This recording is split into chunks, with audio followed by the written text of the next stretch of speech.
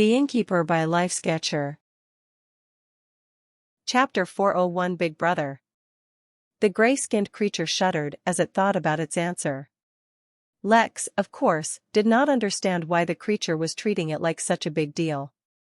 It was about to die, but it could continue to live in spirit form, for a time at least, should it accept his deal.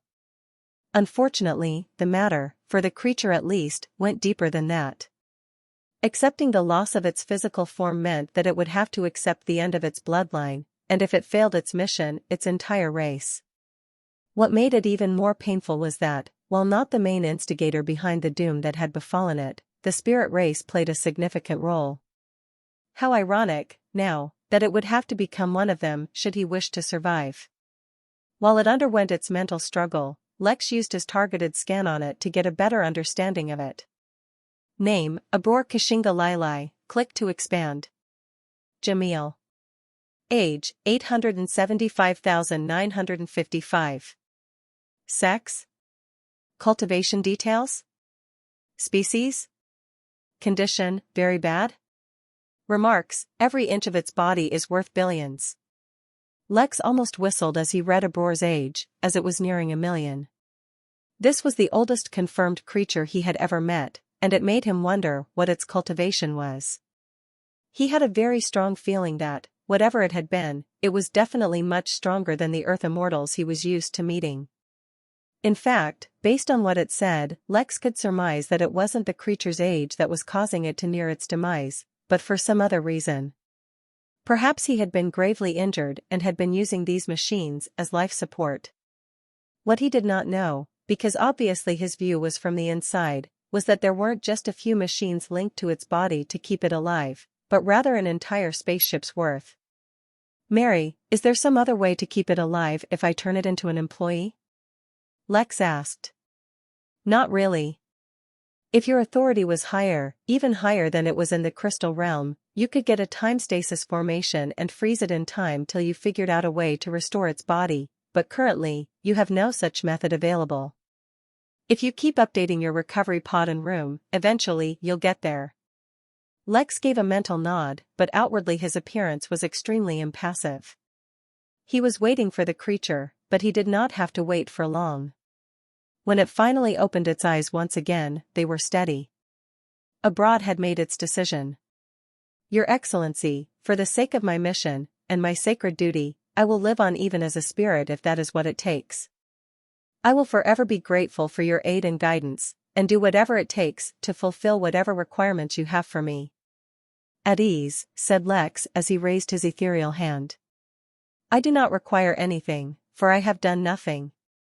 A golden key appeared, floating above his hand, the grey creature's eyes fixating on them immediately. I have an inn, a humble little place by the name of Midnight Inn. You can use this key to enter the inn moments before your death and, in exchange for giving up everything you own, can continue to live on as a spirit within the inn.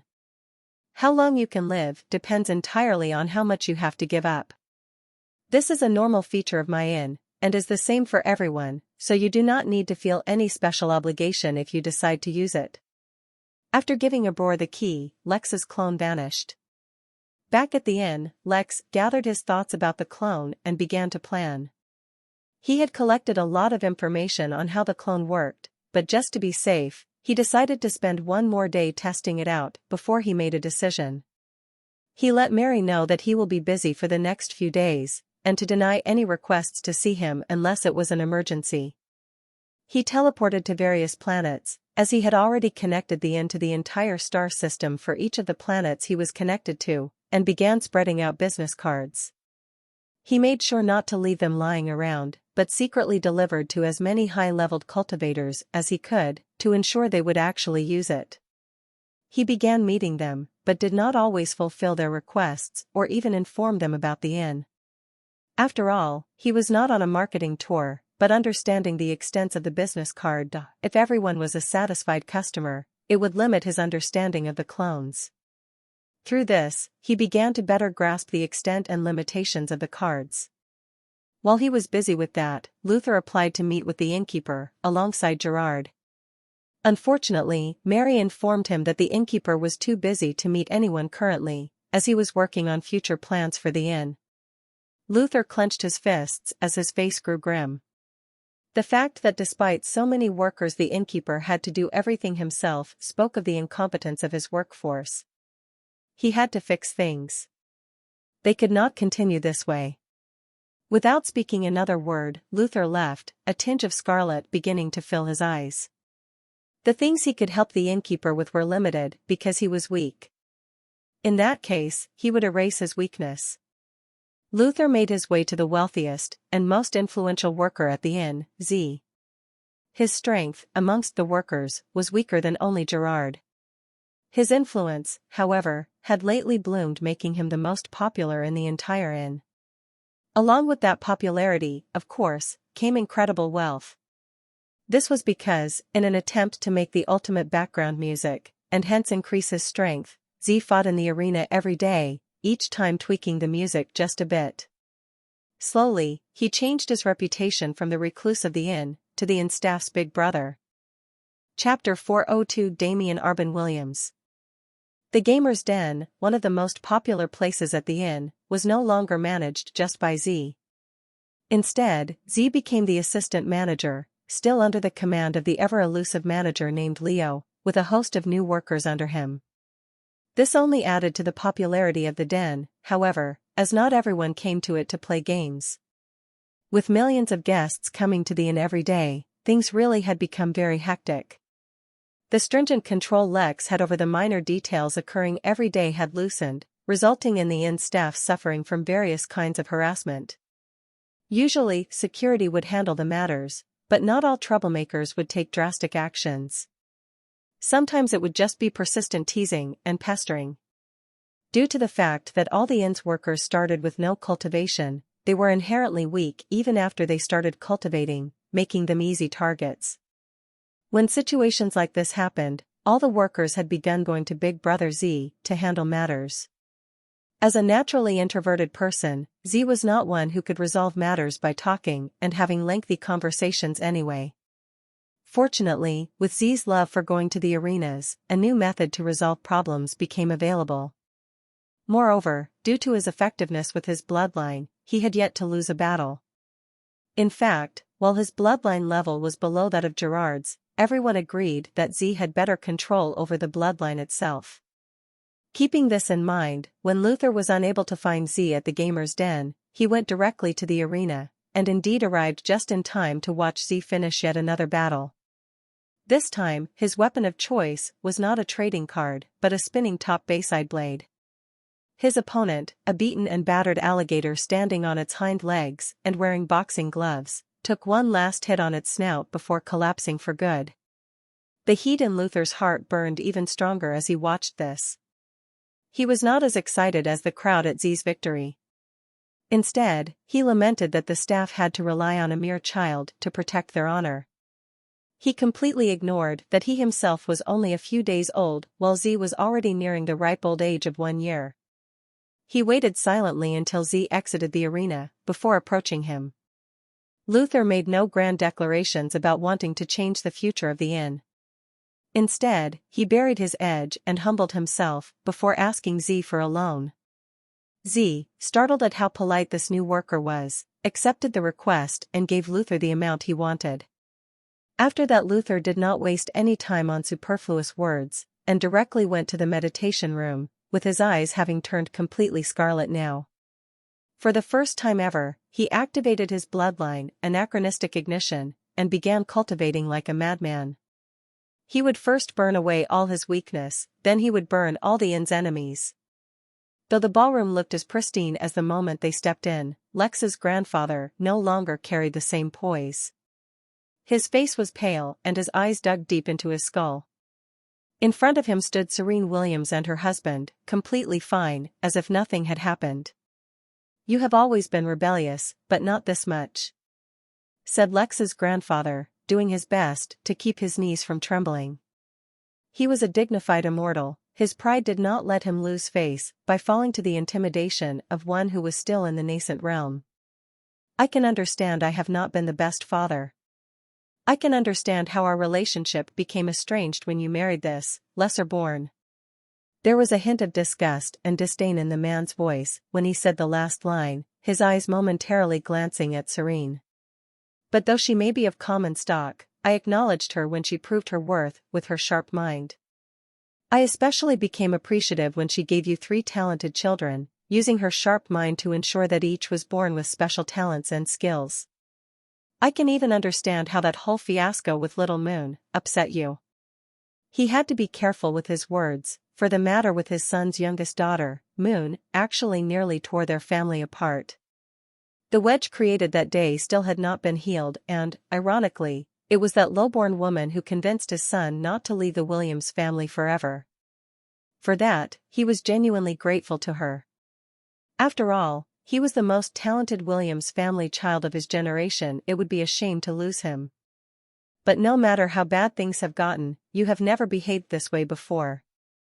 Even going as far as hiding the existence of your son for 2 decades, depriving him of his family heritage, you of all people know the disadvantage of not cultivating with the aid of a strong enough family.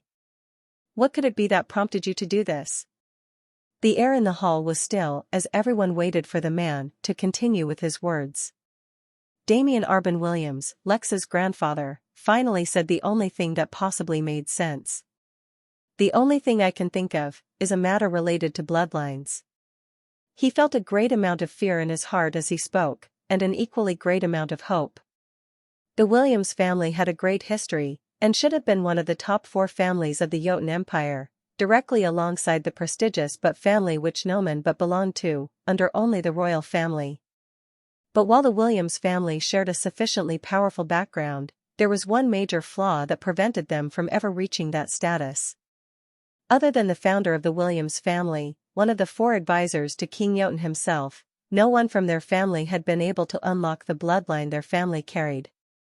But that should not be a reason to hide him, Damien continued in confusion, but instead bring him to light. He would directly be named heir of the family, and raised with the utmost care. So then, what could it be? It does not matter, Lex's father replied, after slashing one more time and cutting yet another hole in space. You have already seen what my sword can do. Search for my son and I will personally end the Williams family, the Jotun agenda be damned. The couple exited through the slashed space, leaving behind an utterly confused old man. But though the old man was confused, he was not poltroon. Hidden deep in his exhausted eyes was ambition. The fact that his grandchild had been hidden from him meant that there was something special about him, and Damien was not about to let that go. Chapter 403 Midnight Newsletter. Lex dismissed the last of his clones and sat with his back to his chair, letting out a deep sigh. One unexpected, but somehow predictable, result of using consciousness clones was severe mental exhaustion. Even if it was as if he had another brain functioning independently, the energy for all that processing still derived from his original body and soul. Not to mention that he had been using multiple clones, sometimes even at the same time, to check whether that was possible or not. As a result, he had been completely exhausted. It was not a big deal, for he had more than a whole day before the assembly began. What he had to decide now was whether or not he would attend, for if he missed this one, he would have to wait 100 years for the next one. But before making complicated decisions like that, he needed to get some rest. Instead of directly sleeping, Lex first teleported to his own home within the inn, which was in a space cut off from the main inn. Removing most of his clothes, Lex slowly immersed himself in the hot tub and let out a soft groan as he felt the warm water massage his skin.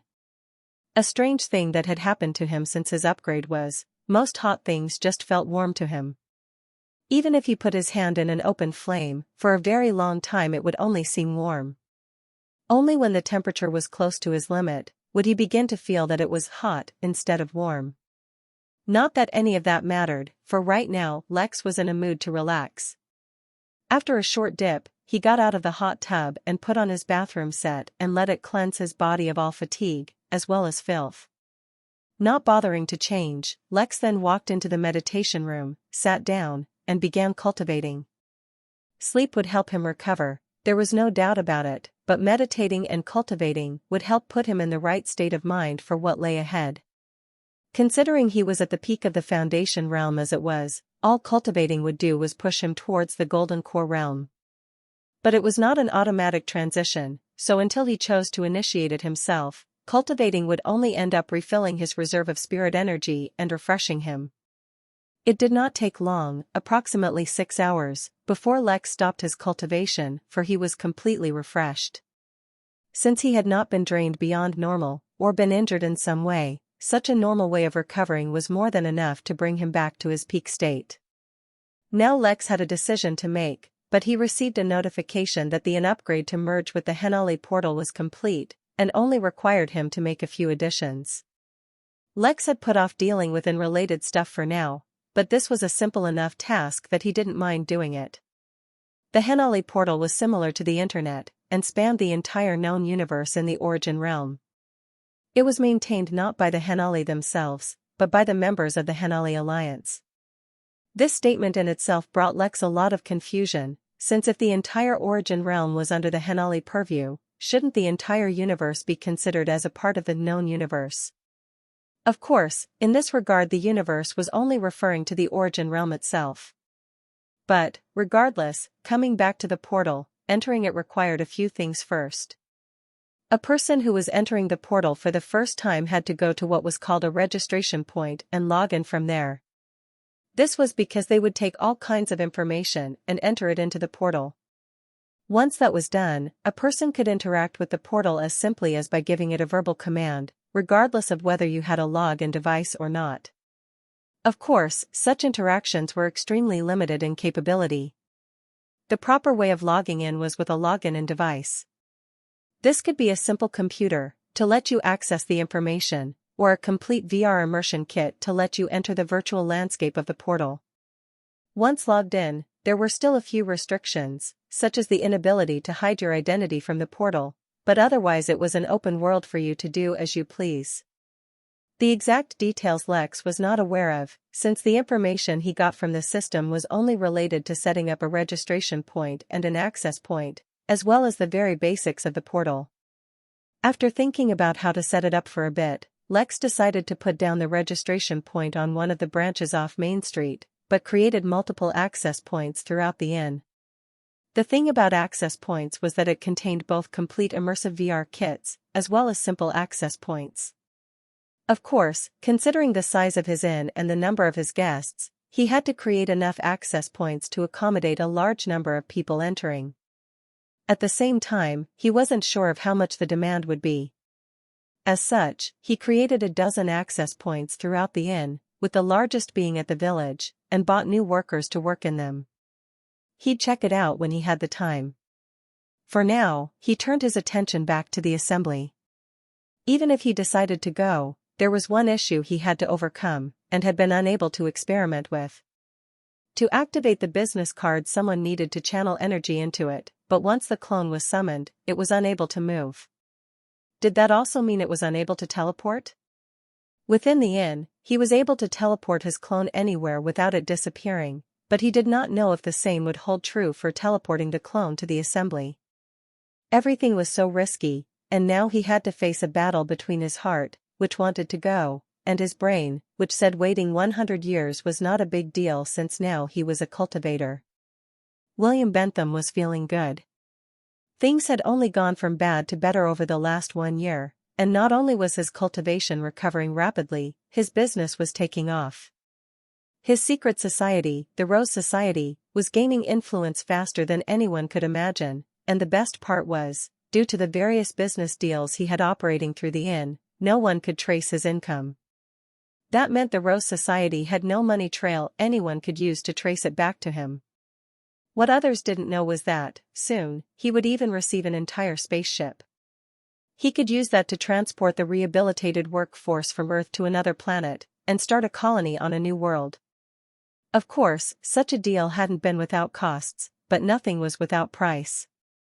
He could afford to pay it, so long as it helped him achieve his dreams. If there was one thing he regretted, it was that his own children hadn't helped at all in his new growth, and instead it was Hera who had helped him. The one bet she had taken so long ago, of not taking $1 million for the key, and invested in him instead, was paying off big time now. Not only was leading one of the most successful startups in history, she had now become a cultivator as well. Yes, all was good. Just as Will was losing himself in his thoughts, sipping a cup of warm tea, something suddenly appeared on the table in front of him. Curious, he looked over and discovered a newsletter. To be more specific, he found the Midnight In newsletter. Surprised, as well as thoroughly exhilarated, he plucked it off the table and began to read.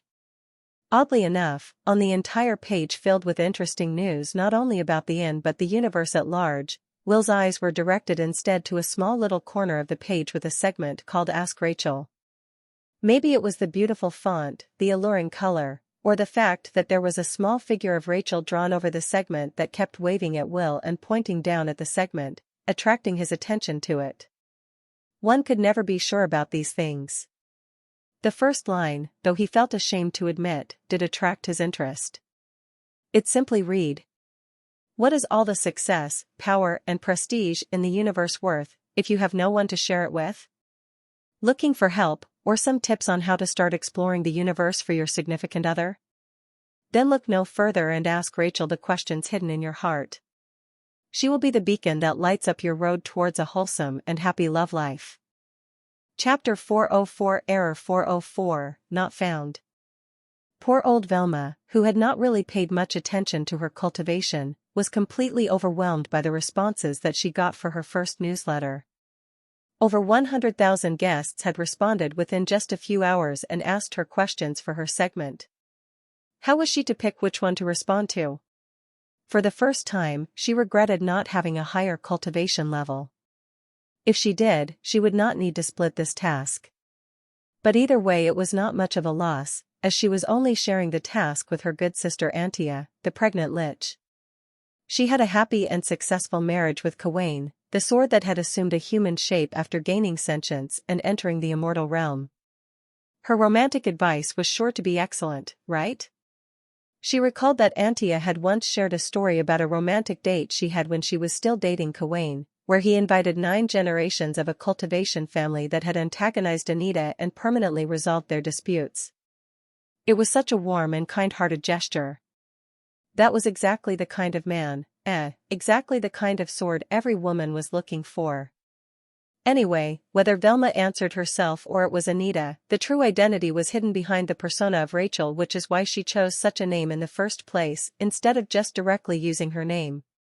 While the hype at the inn was all about the newsletter, barely anyone had learned about the Henali portal, for it had been introduced at such a time that Velma didn't have time to edit the newsletter. In the next one, she would definitely mention it, and anyone could even ask their personal holographic assistants about it, but otherwise it would remain a relative secret. That was why when Tiffany, the girl who was the chosen of the will of the planet Nibiru, wandered into the registration building, it was completely empty. As a relatively ignorant girl whose worldview had mostly been limited to Nibiru, and the little she could learn from interacting with the inn staff, Tiffany could not yet even grasp the concept of internet or online. So, completely ignorant of what she was doing or what it meant, she entered the virtual world of the Henali portal for the first time. A soothing incense filled the room, keeping Lex calm yet focused. He sat in his office chair with his eyes closed, completely still, as if he was a statue. In front of him was the epistle, and on it was a countdown steadily heading towards 0. In fact, it was less than a minute away. Despite his better judgment, Lex decided to attend the assembly. Since he was in the business of hosting guests from across the universe, and currently especially from the Origin realm, the more he understood it the better. He also had to understand what these Fugans that the Henali strongly despised were, and how large was their population in their realm. How would the Henali react if he ended up hosting them? Even besides that, there were so many things Lex was unaware of that he didn't even know that he didn't know them. For example, the champion's tourney that Dillion, the creature that took up Ragnar's tasks, mentioned. Lex did not even know of its existence, yet had somehow hosted tasks that could negatively influence it.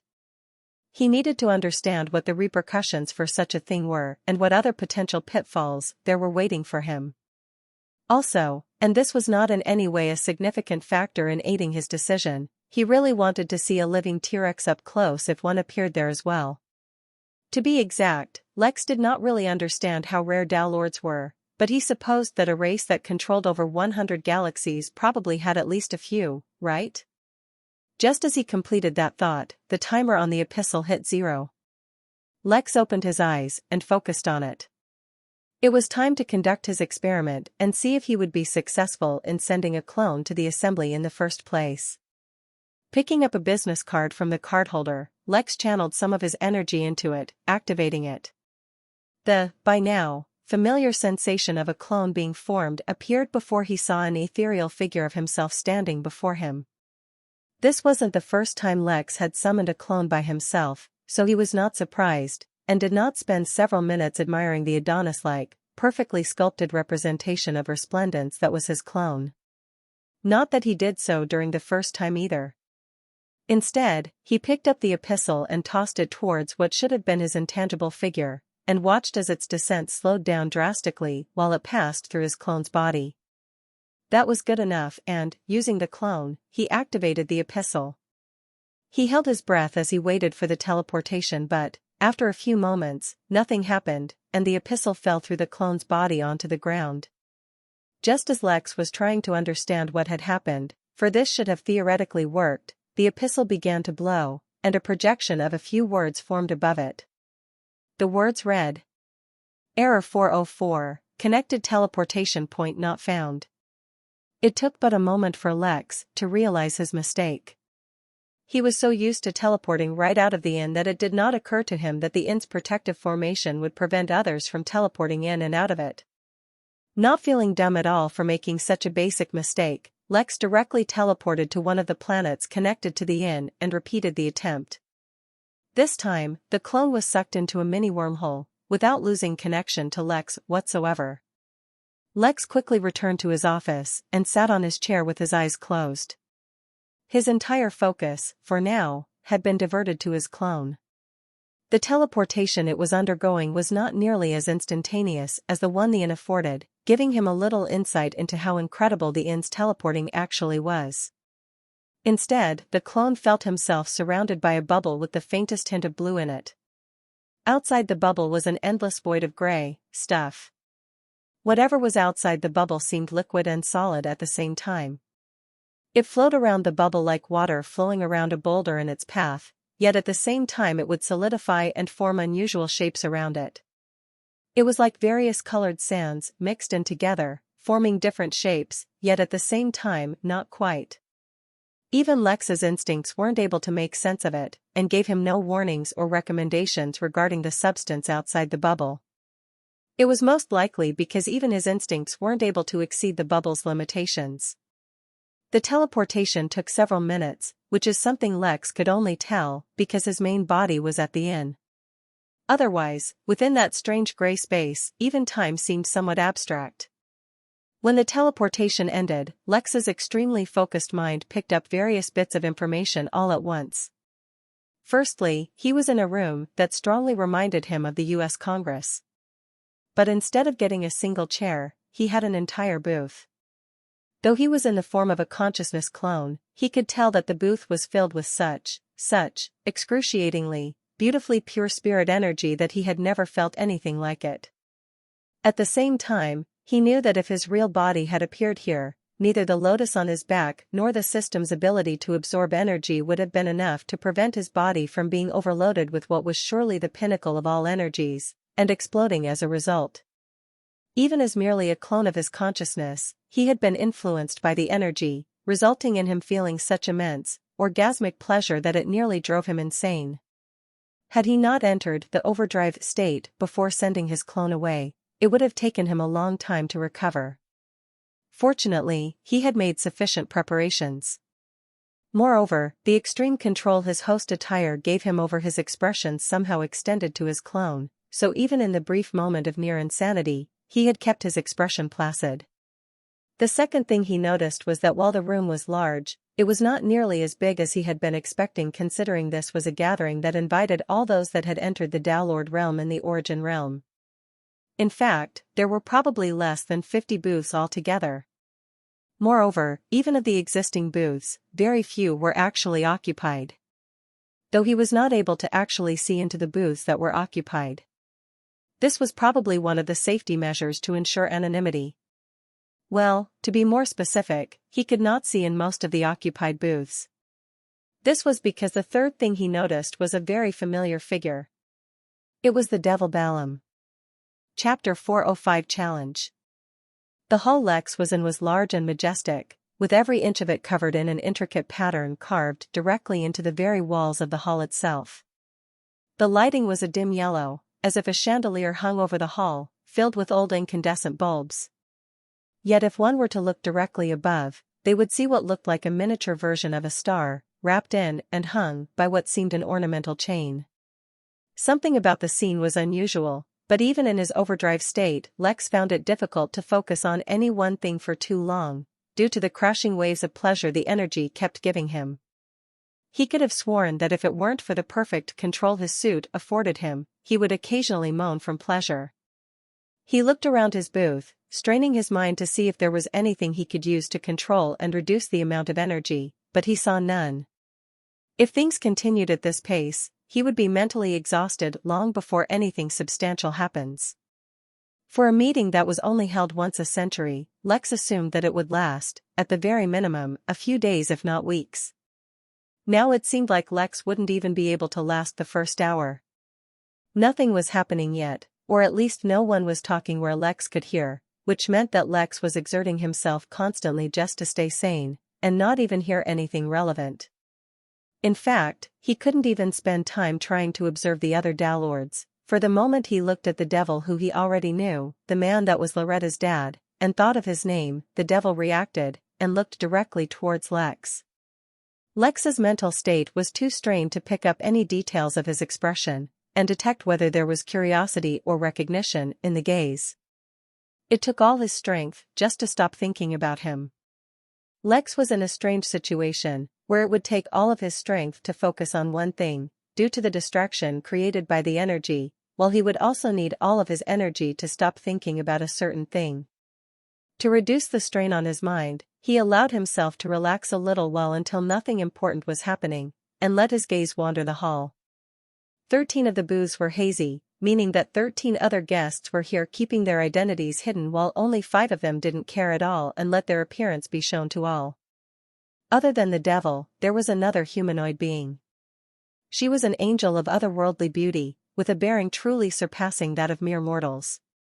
From that one time the representatives came to send an invite to the and Lex knew of a small list of other humanoid beings that existed in the universe, which is why Lex thought that the woman was an angelic beauty. It was because she was literally an angel. One of the other beings that were present in the was somehow extremely massive and small at the same time.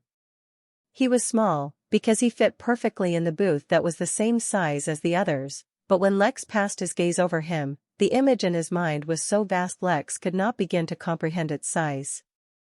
The being was a beast of some kind, and that was all Lex could determine.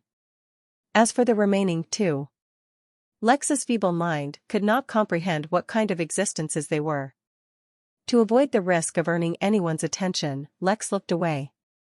His gaze returned to the roof, which was filled with the intricate pattern that filled the room somehow without ever actually making the room look too full or congested with decor. The sight was almost as intoxicating as the pleasure provided by the energy, and as he had loosened the reins on his self-control, Lex quickly lost himself in a daze. There seemed to be no end as the swirls went from one to another, a never-ending weave forming immaculate shapes. In fact, it was so perfect Lex began to imagine that they were a physical representation of the universe, and through that, he began to see odd shapes and began hearing weird sounds. Despite his best efforts, his feeble mind could no longer tolerate it, and he began to hallucinate. He began to imagine that the patterns were coming to life, and taking the shape of the characters he used in his arrays. Only, these characters were 100 million times more complex than any character he had ever seen or used, and just perceiving them subject him to untold pressures. Colors began to lose meaning to Lex, and bled into sound. Then his sense of touch mixed into the pot, and somehow, his sense of taste as well. All his senses were going haywire as Lex experienced a trip worse and more vivid than any drug Earth had to offer. By now, his overdrive state had completely collapsed and even Lex's main consciousness had entered into a trance alongside his clone. Let alone participate in the assembly, Lex could not even tolerate a wisp of his consciousness being in the room where the assembly was held. In fact, it was a testament to not only the immense strength of his mind, but the regal embrace as well that he had been exposed to an environment suited to perfectly host downlords, and he had not completely collapsed. In a very accurate way, Lex was now subject to the kind of pressure low-level cultivators usually experience around cultivators with levels much higher than their own, except that this time the system was no protecting him since this was not inside the inn. The craziest part was that Lex's consciousness clone had not even absorbed any of the energy that it was submerged in, only exposed to it. Outside his booth, exactly 1 minute had passed. "Amana, I'm surprised to see you here," said the angel, looking at one of the two downlords the shape of which Lex could not even comprehend. "Are you not afraid that RA will once again start pursuing you? The last time he tried, I froze him in time for eternity." "Had it not been for Balaam, that is where he would remain," replied Amana, showing complete disregard for this RA that was being referenced. "My sincerest apologies, Goddess Amana," Balloon said with a casual smile, "but we devils are businessmen. For a sufficient price, anything is negotiable. In fact, I believe even your sons have availed some of our services." The devil's reputation was spread not only in the origin realm, but many others as well. Like the Henali, they had ownership of various realms, and considerable influence in many realms which they did not directly control. "Speaking of children, I heard Ra's daughter has left her prison." "Does that mean the wedding is back on?" asked the beast. The beast had an amused glint in its eyes, a glint that Velma was all too familiar with. It seemed that even the highest strata of the origin realm's cultivators could not escape the relentless clutch of gossip and drama. Before it could receive an answer, however, one of the booths suddenly emptied. The hall became still, as all the downlords, both that had hidden their identities and the ones that openly displayed their identities, turned to look to confirm for themselves at what they had just witnessed. In fact, for the briefest of moments, they even considered the possibility that they remembered incorrectly, and that this booth had been empty all along. Countless downlords were invited to these events each time, and most did not attend. But regardless of whether they attended or not, none disrespected the Henali. For someone to come to the assembly, but leave before the Henali even began to convene the meeting, it was unheard of for sure. But then again, it was easy to be courageous when the Henali assured complete anonymity. As soon as the final thought entered everyone's mind, they erased it, for in the now otherwise empty booth, a single business card hovered gently in their air, supported by the thick, tangible energy that filled it. On it, in clear and bold letters, was written "The Innkeeper" just below midnight INN. A million thoughts ran through everyone's head, trying to understand why the Innkeeper would leave so rudely. If he hadn't wanted to come, he should have never made an appearance, and if he wanted to leave, there was no reason to leave his calling card. Other than Balaam, none had heard of this place, but suddenly each and everyone made a mental note to stay clear of it. Whether this Innkeeper was ignorant, or truly someone who did not need to give Henali some face, either way, it was best to keep their distance for now. Only Balaam developed a small smirk on his face. How interesting. Was this meant to be a challenge? Chapter 406, Crashing Faith. Lex lost all concept of time as his mind traveled through a strange vortex of colors that did not exist, and marinated in a pool of sounds his body could not actually hear. It was both an instant and an eternity at the same time, for while Lex was going through the vortex, he could not perceive it. It was as if he was moving forward, yet at the same time, somehow, time was frozen. But how could there be an after, during, or even before if time was still? How could he move through the vortex if time was frozen, for there could be no displacement if time did not exist as a medium through which to displace? Yet ultimately that is what it seemed like, for when he finally exited the vortex, and time returned to normal, all the memories of his journey came crashing through in an instant. Afterwards his mind became numb, for it was too exhausted to do anything. In fact, while it seemed like only his spirit was drained, since his spirit, soul, and body had all been merged, all three dropped to an extremely low point of activity, for they were just too drained to work. Such a state was extremely dangerous, and was barely better than death, yet ironically it was due to the fact that his spirit had been reinforced by both the strength of his body and soul that he had been able to survive the experience he had just undergone. Even though he was not there in person, and he had been exposed to the Henali assembly through a mere clone of his consciousness created by the system, it was far beyond what someone at his level could possibly tolerate. In fact, it was only because the clone had been created through the system that the system itself was able to detect when Lex was nearing a point of no return and forcefully cancelled the clone. The forceful disruption of the technique was precisely why the business card had not been used up, and was left behind on the scene of the incident to be misunderstood by everyone on the scene. Mary, who was deeply connected to the inn, instantly learned of Lex's deteriorating situation. The problem was, she could not move Lex himself, for she had no body, and she could not ask one of the workers to move him, for the innkeeper could not be seen in such a weak state. But at the same time, Lex needed to be moved into a recovery pod as soon as possible, lest there be no innkeeper left to even protect. Of course, earlier Lex had given her a lot of authority and even made her the assistant innkeeper, but that was only via the increased authority he had in the crystal realm.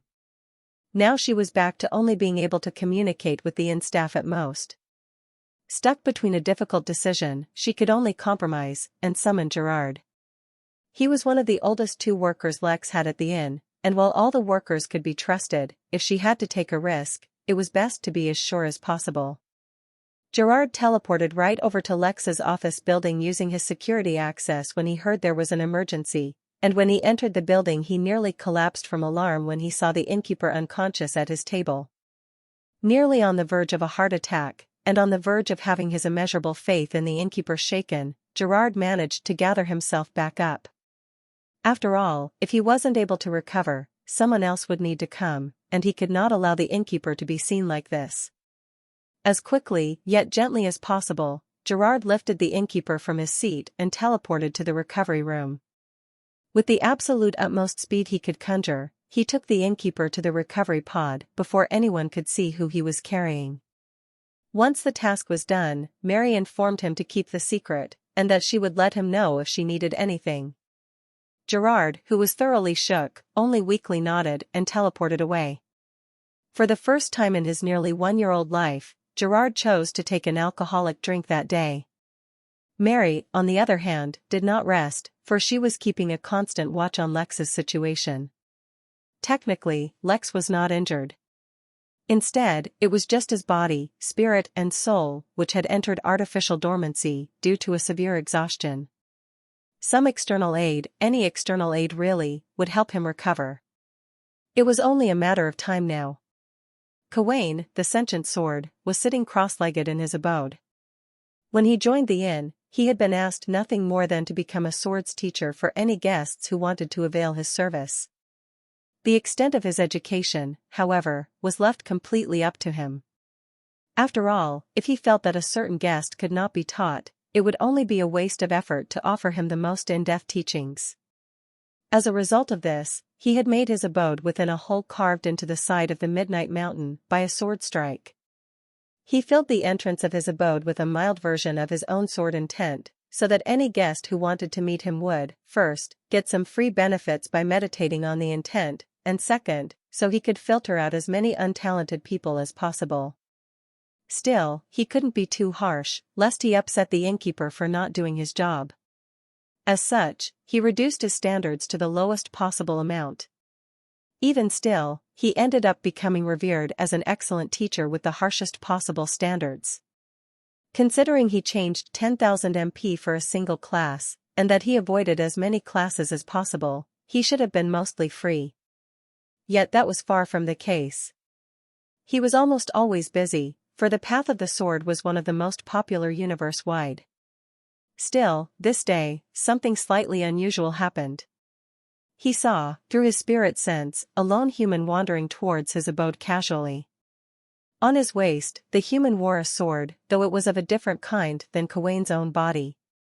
Still, being different didn't mean that Gawain discriminated, or that the human was weak. On the contrary, his performance was better than most others he had seen. Intrigued, Gawain decided to increase the difficulty just a bit to see how the human performed. Still, right up until the end, the human did not slow down, and even then, towards the end, all he did was frown. An appreciative light flashed in Gawain's eyes before he decided to quit testing the human. After all, he was only there as a nominal teacher. He had no interest in taking any personal disciples. "Your understanding of the path of the sword is pretty good," Gawain commented. "Tell me, what do you need guidance in, and I will guide you how I can." The human, still frowning, did not speak. Instead, slowly, he grabbed the handle of his sword and began to draw it. His pace was extremely even as he drew the weapon, and the sword whistled sweetly as its body rubbed against the sheath on its way out. A beautiful katana was drawn with a sheen of blue running across its edge. Even the human paused for a moment as fondness flashed through his eyes, before they became focused again. Instead of elaborating on his issue, the human struck forward with his sword with all the strength he could muster, instantly displaying his peak form. Gawain nodded, as if he immediately understood many things. "Your sword is one of devotion and servitude, but in your form there is defiance and resistance. You either need to find someone new to serve, one whom your heart can agree with completely, or you need to change your path of servitude." Anger and frustration flashed through the man's eyes, but he still said nothing, only paid and left. If only it were so easy to leave, Sudha thought to himself. His system had literally made him a slave to his feudal lord, and his feudal lord was incredibly evil. The only way out he could even think of was for his feudal lord to die, but then his system would just make him slave to yet another. After all, it was the duty of the samurai to serve their master.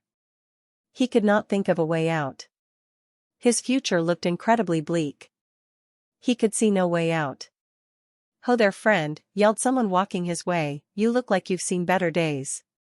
What's the matter? Anything you need help with?" Sudha looked up and saw two other humans walking his way, both with an idiotic look on their faces. "No," was all he replied, and continued to walk forward. That is, until he heard one of the men murmuring, "He's lying." Chapter 407 Brewing Trouble. Sudha could have ignored the small comment easily. He could have moved on, for his feudal lord would look for him soon. After all, it was an inconsequential comment. How would anyone know whether he was lying or not, especially when he spoke so little? He had long learned how to prevent himself from having any behavioral tells or markers for whether he was lying or not.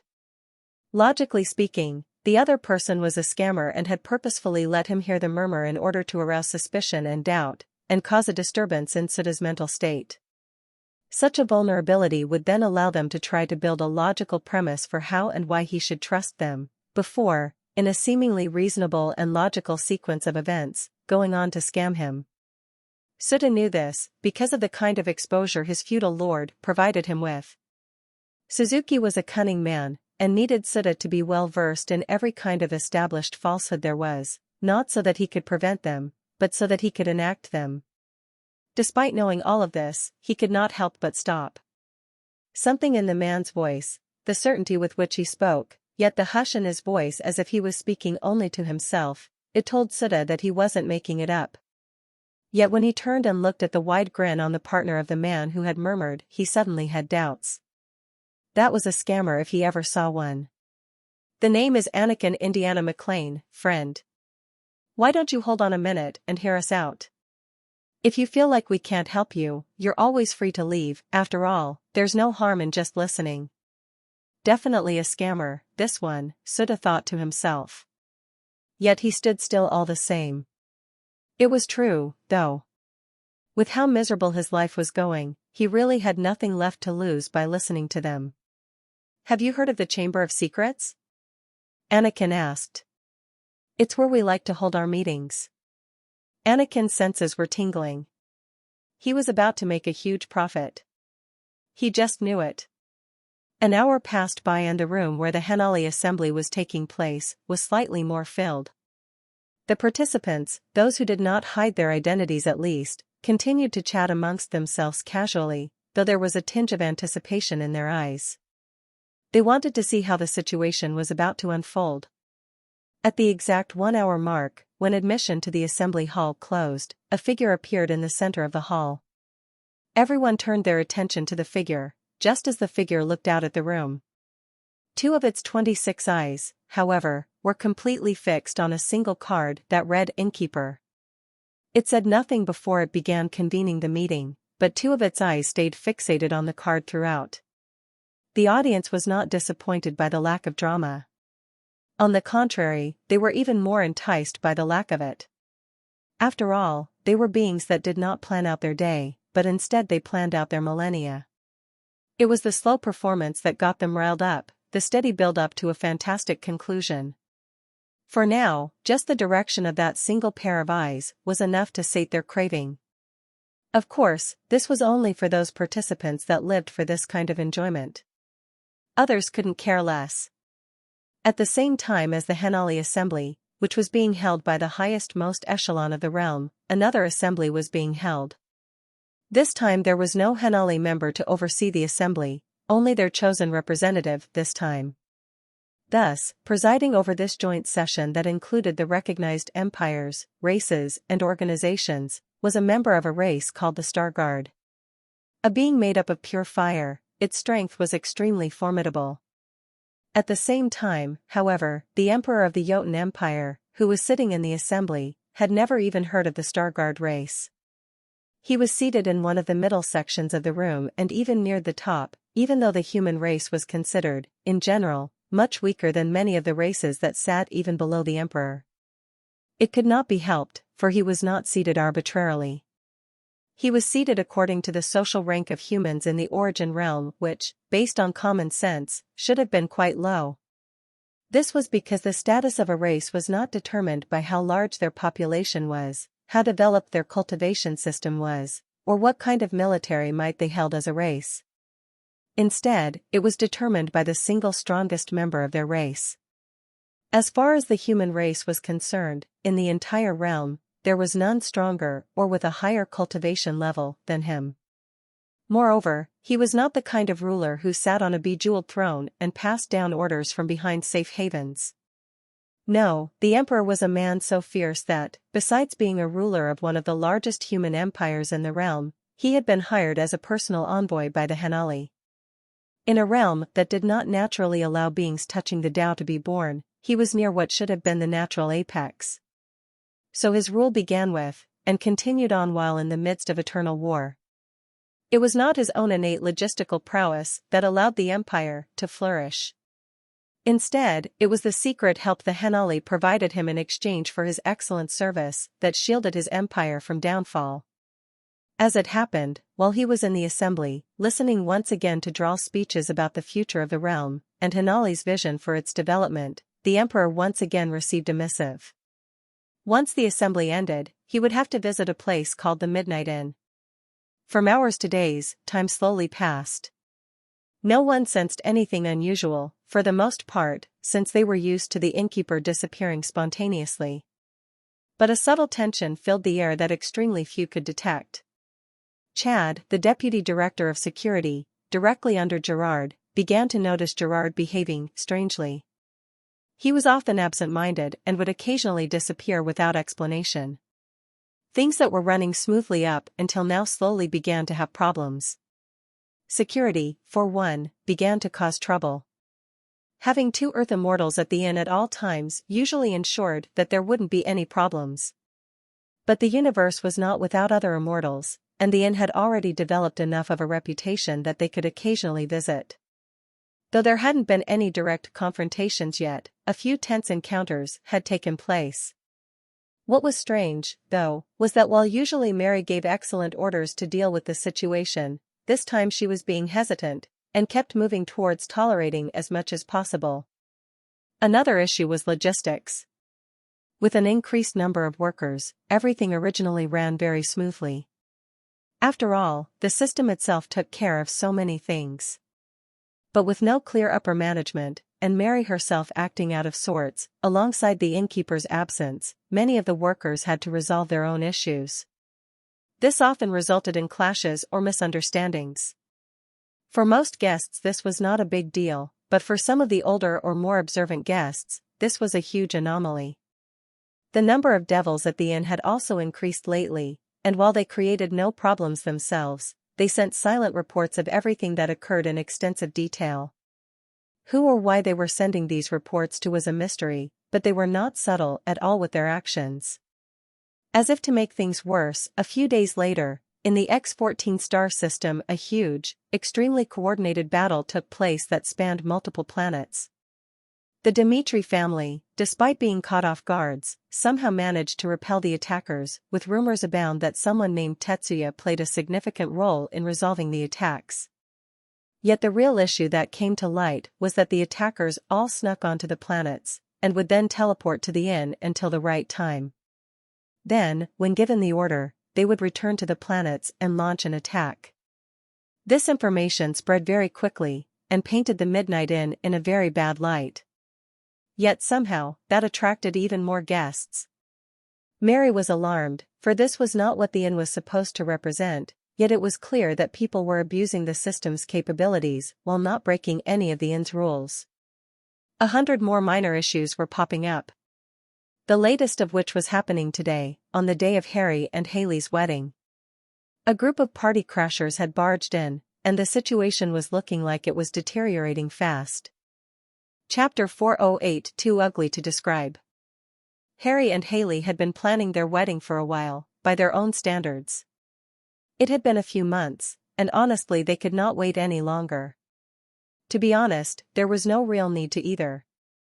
Due to the sensitivity of sharing his identity, Harry was not intending on inviting any of his friends from Earth to the wedding. Not that he returned to Earth much at all these days, but that did not change the fact that he did not want his identity disclosed. What if someone targeted his friends to reach him? He'd seen enough movies to know that greedy people could do anything. Haley, as well, did not want to invite anyone from her planet. In fact, she was even reluctant to return at all. She could not imagine going back to the ridiculously difficult and tedious life she had lived previously.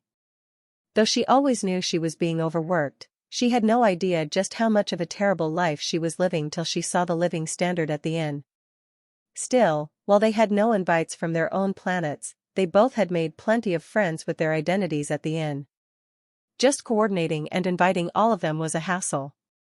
Another reason Harry delayed was that he was secretly hoping the innkeeper would also become free by then to attend his wedding, or possibly even officiate it. Unfortunately, on the morning of his wedding, the assistant innkeeper told him that the innkeeper had important business, which kept him busy. There was a tinge of disappointment in Harry's heart, but he suppressed it. It made sense, after all.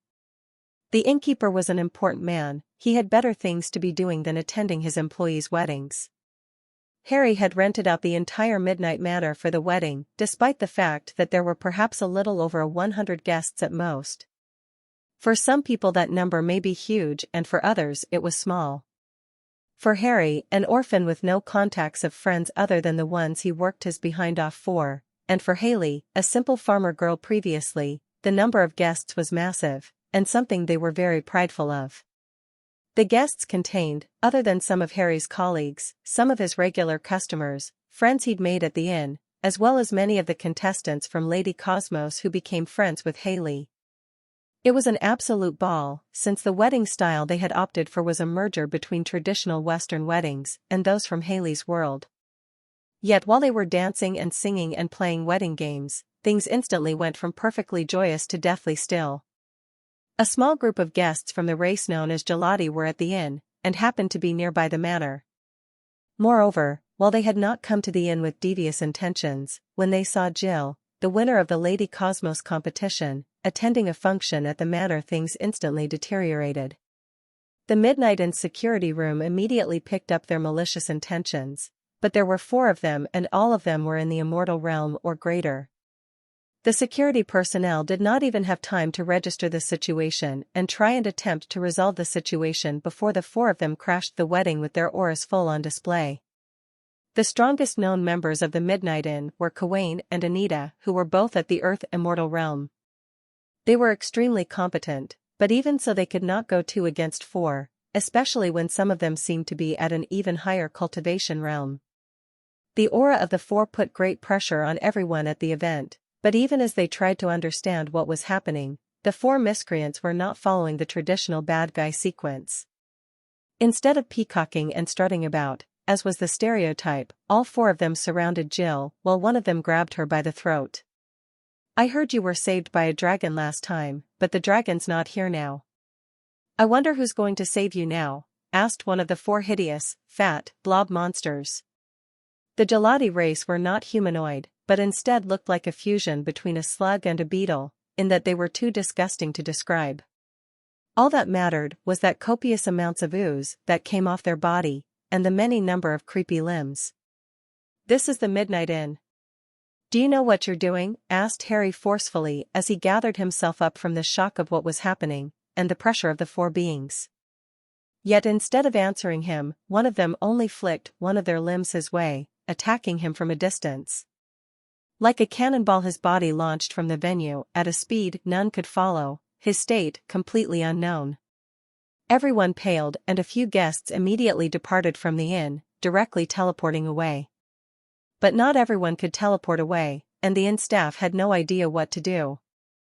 Even Velma, who had been extremely stressed lately, momentarily faltered, especially because she could follow the trajectory of Harry's body.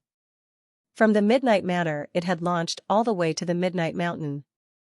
There was no way a normal human would survive that attack. A few hours earlier, John, one of Lex's few temporary workers, had been working at the inn for a long time, nearly a year, in fact. Considering his age, this was not actually a long time, but due to the nature of his system, and thereby his profession, he was not suited to stay in one place for a long time. He had received his system very early in life, so it and the quests it gave out had ultimately influenced John's life more than he had ever originally realized. Only many years later, after he got caught and imprisoned, did he take the time to reflect on his life. It was inside of a prison cell that he realized that, while his life may have seemed destined to head on this path, it had not necessarily needed to be that way. Still, these were the thoughts of a man full of regret, and with no hope for the future. All that changed the day he entered the inn. From the moment he entered, he no longer thought of mundane matters such as regrets, or how his life could have been. Since he saw hope of escape, that was all he was focused on. Still, the chains that bound him were not simple at all. How could they be, when they so thoroughly bound an immortal? Moreover, it was so sturdy that it managed to resist any ability or item his system was able to provide him with. So while he was vulnerable and on the journey to break free of his restraints, he decided to stay at the inn. Yes, the inn often had unusual or dangerous guests, but while the innkeeper was around, John felt incredibly safe. Then the innkeeper went away on certain business, and things began to head downhill for him. Without the innkeeper to hold down the fort, the security of the inn took a huge hit. More than once people had tried to invade it, though even from far away the innkeeper managed to provide solutions. But while security issues were handled, somewhat more issues arose. The most significant one was John was pretty sure that the assistant innkeeper knew about, and could in some way, influence his own system. Though his system did not behave strangely at all after that one quest to eliminate the rascals, it set his mind at unease. But while he was thoroughly disturbed by that thought, the reward from that one quest was extremely useful. John ended up getting what was called a Jericho puzzle piece. Initially, this did not entice him at all whatsoever, but when he got the reward, he realized how truly useful it was for him. He learned from the description that this Jericho which was being mentioned was actually a copy of the first ever prison constructed in the entire universe. While it was just one piece of many, it had a very useful effect. It could help him solve puzzles, and the most important puzzle John had on him were his bindings. It took him a long time, but he finally removed the chains. But he did not enjoy his newfound freedom as much as he imagined. After all, now he had a decision to make. He could return to his old life, or he could continue staying at the inn for a while. There was no rush to leave, right? Either way, he would decide after Harry's wedding. If nothing else, that kid had cut his hair for free for a year, so he owed him that much. Chapter 409 Deteriorating Situation. The four Gelatis paid no attention to any other guests, and only focused on Jill. Jill, on the other hand, was too afraid to think. Her mind had frozen out of fear, otherwise it would have occurred to her that she could teleport out of the inn as well. But as if the aura of four immortals suppressing her while she was only in the golden core herself, one of them choking her further shut down her thoughts. You should have just obediently returned last time. Now we're going to make you pay for each extra day you've kept us waiting. Tears started to run down Jill's face, and she wanted to cry out that she did not know them, and had not run away from them, but her body was not responding to her wishes. By now the inn staff had also begun to recover from their shock, and their minds raced as they began to think of what to do. Even Mary was looking for Gawain in a panic, while at the same time she was pleading in Lex's ear asking him to wake up. But Lex was still dormant, his body and mind completely unresponsive to any external stimulation.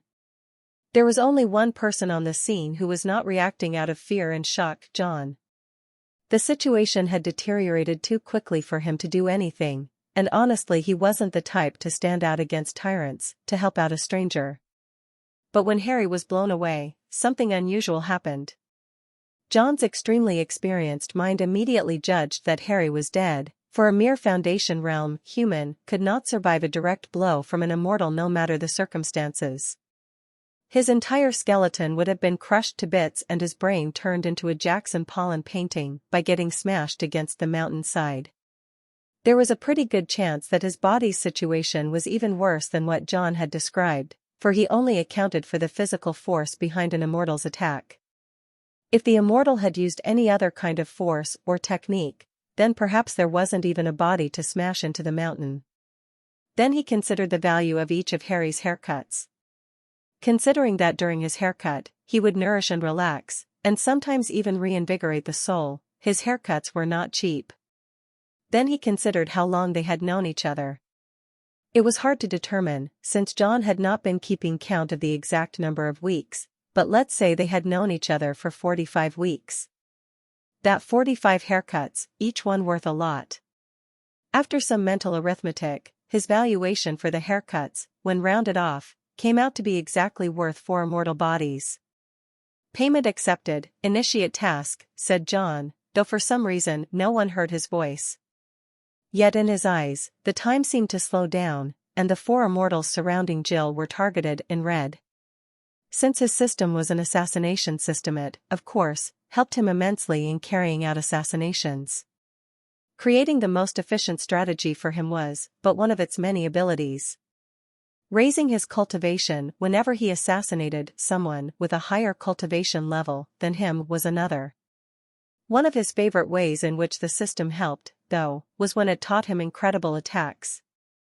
The cultivation world, at least for immortals, was quite different from lower levels. Things such as techniques and weapons, while helpful, took a supplementary role, while the main source of an immortal's strength were an immortal's own tenets. The attacks an immortal could use were also based on those tenets. John, though, as a system wielder, had a bit of a hack, which was that the system could automatically teach him incredibly powerful attacks that had nothing to do with his own tenets. This was incredibly helpful, for having rare or powerful tenets was not actually a good thing for cultivation, and instead was often a disability. But for John, he could have all the benefits without any of the drawbacks for those rare tenets. One such tenet that he had access to, only through the system, was the tenet of agony. Harrowing Pierce, he whispered, as his body dissolved in the wind. No one seemed to notice his words, or even that he disappeared, the immortals included. The next second though, something erupted out of the neck of the gelati that held up Jill. It looked like a bone, still covered in blood and sinew, erupting from its body and extending impossibly high into the air. The strangest thing was, however, that the gelati did not seem to notice. It did not scream or flinch. In fact, it had not even loosened its grip on Jill. Everyone around him too, continued to ignore it. As if that wasn't harrowing enough, its blood kept oozing out of its neck, spilling endlessly on the ground. But that was far from the end of things. Another gelati had a similar-looking bone strike out of its body, but this time not from its neck but directly from its back. The third one soon had a similar bone sticking out of its eye. But while three of them each had a single bone sticking out of their bodies, causing them to bleed endlessly onto the ground, the final one, the one that had struck Harry, it was like a pincushion. It could neither move nor think, for 800 bones were sticking out of its miserable body, causing him to be unable to move at all. The scene was scarier than any horror movie, for even in such a condition, none seemed to notice what was happening. After all, John was not done with them yet. Immortal? Earth immortal? A higher realm than even that? Since when did such things matter to an assassin? The life of an assassin was always filled with incredibly strong, incredibly skilled and incredibly hard to kill beings. After all, if it were easy to kill them, no one would hire an assassin in the first place. So an assassin, well at least a true assassin, never looked at such things. An assassin only looked at the opponent's weakness, and these gelati had way too many. John, who had spent countless years imprisoned, suffering from a bleak future and a cage that suffocated not just his body, but also his heart, and who had also just witnessed someone he could barely call a friend die, well, he was in no mood to let them go so easily. Madeline's chambers, he whispered again, and this time pink soft ribbons rose from the ground and wrapped themselves around the four slugs, before they all disappeared. This time everyone noticed, though they still were not sure what they saw. One moment the four beings were dominating everything, the next moment they disappeared, leaving a relatively unharmed Jill behind. "I'll interrogate them for their purpose," said John out loud, suddenly attracting everyone's attention. But before anyone could ask any questions, he disappeared also. There was a momentary stunned silence, before Haley cried out, "Harry!" Trembling, she fell to her knees, unsure and unaware of what to do. What was going on? She couldn't understand. One moment, it was the happiest day of her life. The next, everything had been ruined. The culprits had also somehow disappeared, though there was a vague premonition in her mind that they would very much regret their actions, but she did not care about that. She only wanted Harry back. Where had he disappeared to? Due to her limited level, she did not understand that he had been attacked, only that he had disappeared. Mary, who quickly regained her focus after seeing John act, immediately summoned Gerard and told him to teleport Harry to the recovery room. Gerard, who had just teleported to the scene of the crime, quickly teleported away again.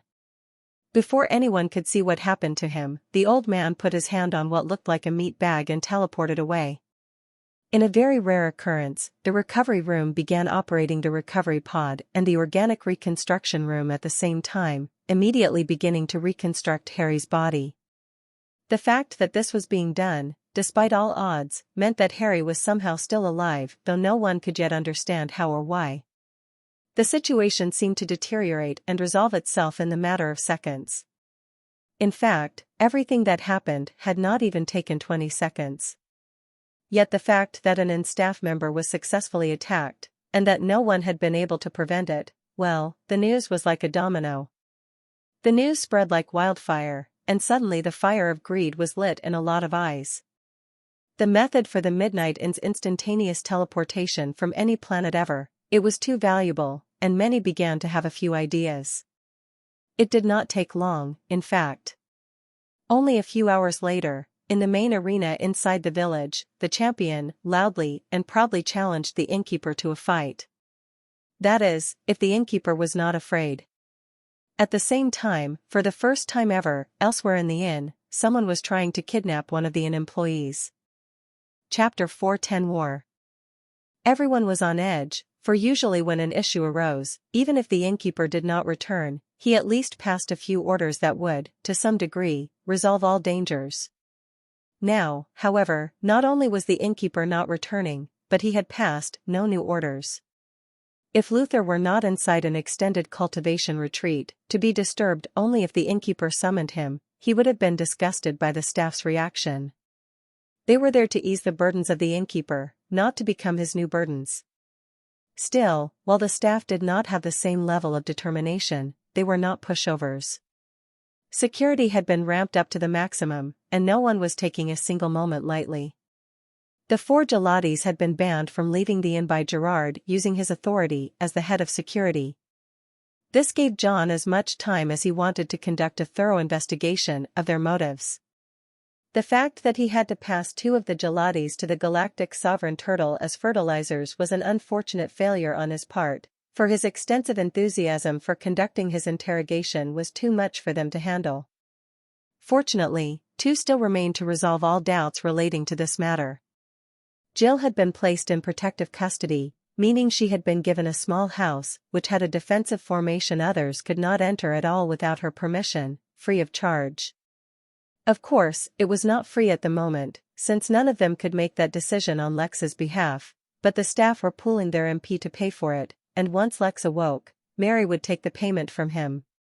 In the security room, it was all hands on deck, as everyone was paying the maximum amount of attention possible to anyone exhibiting any kind of malicious intent at all.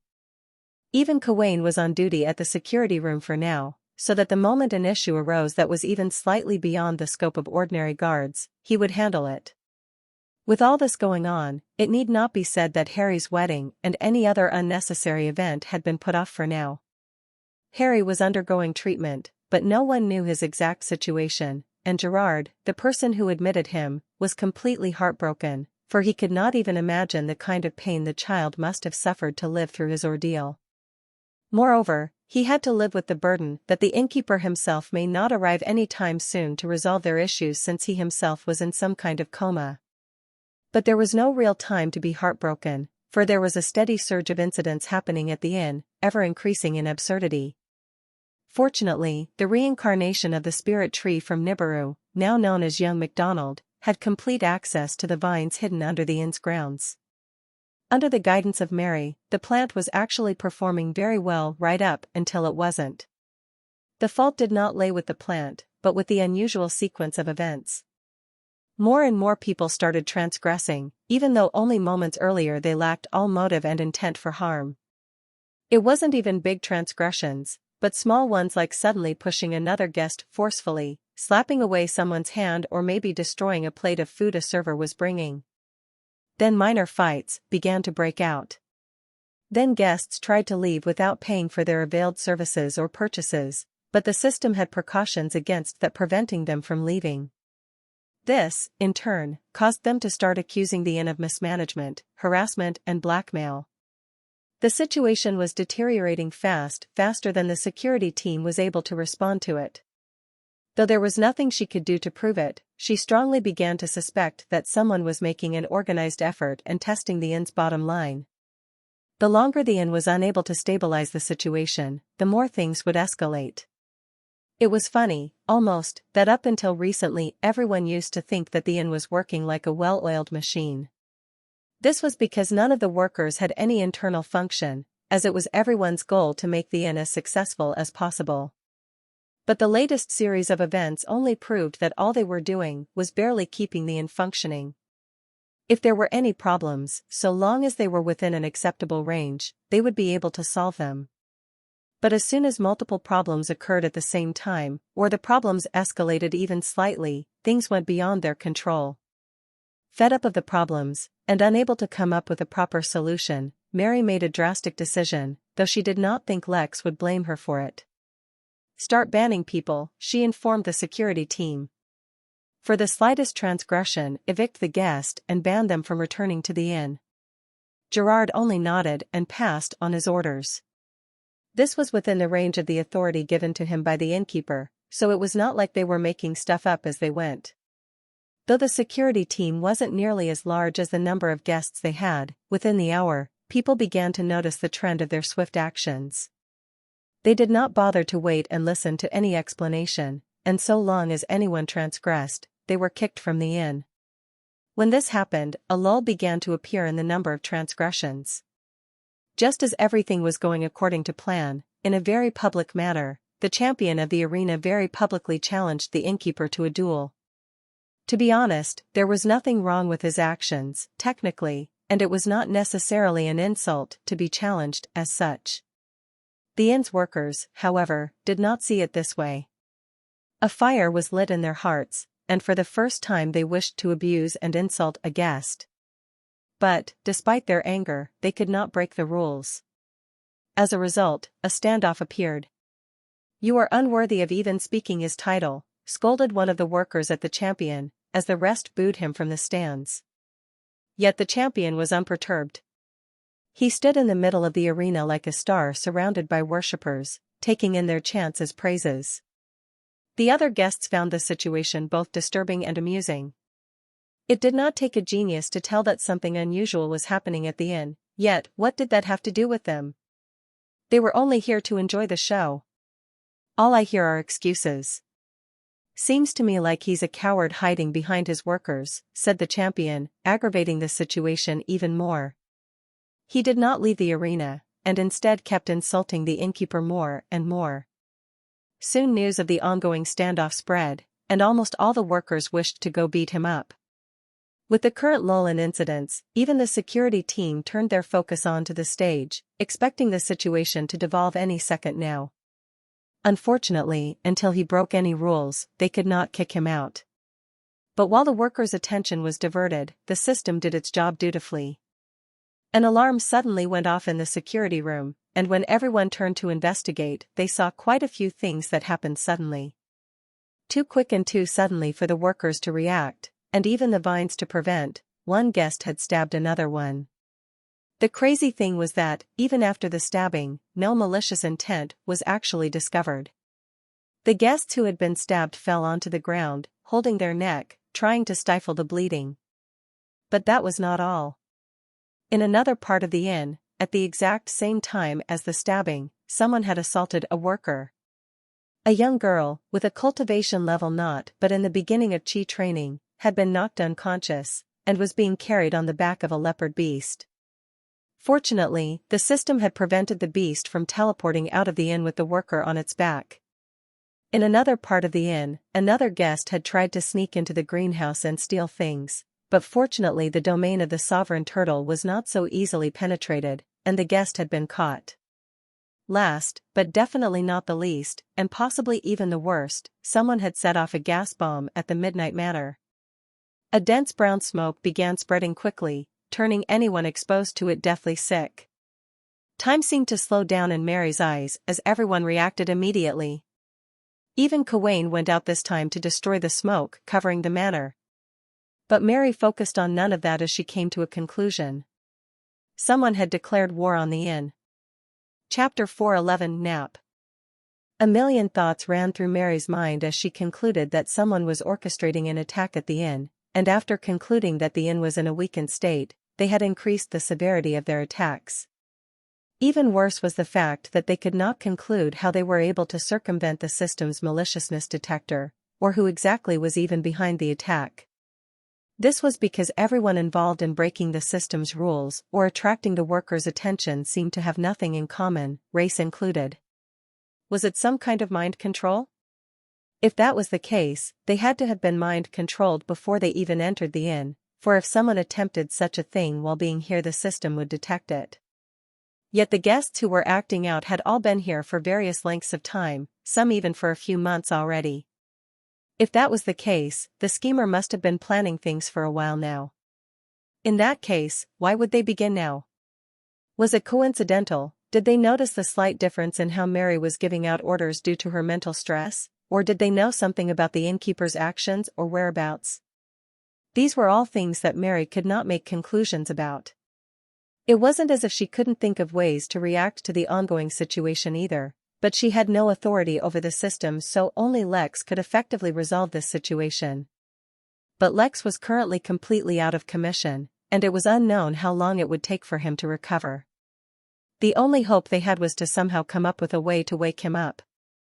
Otherwise, the situation would continue to get worse. It had only been a few seconds, yet all three situations that occurred had already been resolved. The guest who was stabbed had been admitted into a recovery pod while the assailant was ganged up on by numerous guards from the security team, taking him down. The leopard that had tried to kidnap the worker was, well, Mary would have preferred if it had been captured alive, but the security team was already extremely tense.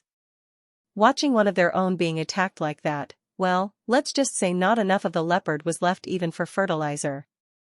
Ironically, right before its death, the leopard tried to use beyond the grave to give up its entire wealth and continue to live at the inn as a spirit. Unfortunately, the moment it broke the rules, all services had been suspended for it. The midnight manner had been dealt with by Gawain. With its aura alone, it eradicated the smoke itself and crippled the person who set off the bomb. The security team rushed to the manor quickly to send everyone into recovery pods. The fact that guests were getting hurt was already bad enough for the inn's reputation, but if they allowed a guest to die, although in the grand scheme of things, it would still not hurt the inn too much, it would seriously affect the innkeeper, for he really cared about such things. There was a momentary respite, but by now Mary knew that this was not the end of things. The only way to really deal with this matter would be to wake Lex up. Her mind raced as she thought of ways to wake him up. For that, it was first important to understand what exactly happened to him. While Mary was merged with the system, and sometimes knew more than Lex about matters related to the system, it was only because the system itself shared such information with her. Without the system volunteering the information, she had no way of discovering things on her own. For example, she could not use the status panel that Lex often used. If she did, she would have been able to view Lex's status to determine what his actual diagnosis was. Without it, however, she could only speculate based on what she knew. Lex had fallen into a coma when he sent his consciousness clone away to the Henali assembly. Theoretically, Lex should not have been exhausted at all by the use of the clone since the energy required to keep the clone running was provided by the system, and by the ambient spiritual energy it absorbed. The only part of Lex that was, in any way, tied to the clone was his consciousness. That should have made it so that Lex would remain safe no matter what happened to his clone. Even if it was destroyed, Lex would, at most, be slightly injured. This was because normally he would suffer from soul damage, but with his unique cultivation, it would bring him no real harm. He would heal from it eventually. But whatever happened to him had affected him greatly. She had no way of knowing that it was not his soul that suffered damage, but that his spirit was drained so much beyond what he could tolerate, it ended up weakening his body and soul as well. His heartbeat slowed and his brain activity dropped, right up until he was barely a feather's touch away from death. It was not actual harm he suffered, but that he was just really drained. One might think that a solution to this was just to pump him full of energy, and that would take care of everything. But that was not true, for not only did he need to regain energy, his body needed to digest it, and distribute it to all parts equally. It was like saying an exhausted mortal should be fed 10,000 calories and that would rejuvenate him. Not only was that not accurate, for his body could only absorb so much food and energy at a given time, alongside which he needed rest to recover, but doing so would probably harm him as well. Of course, the cultivation world was far from simple.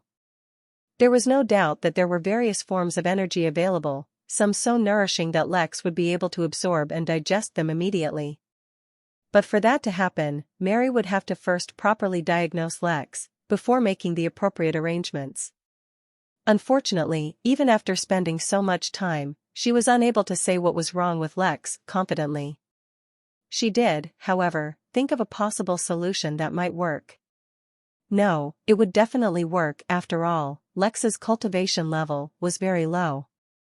That made it easy for him to get harmed, yes, but it also made it relatively easy to heal him.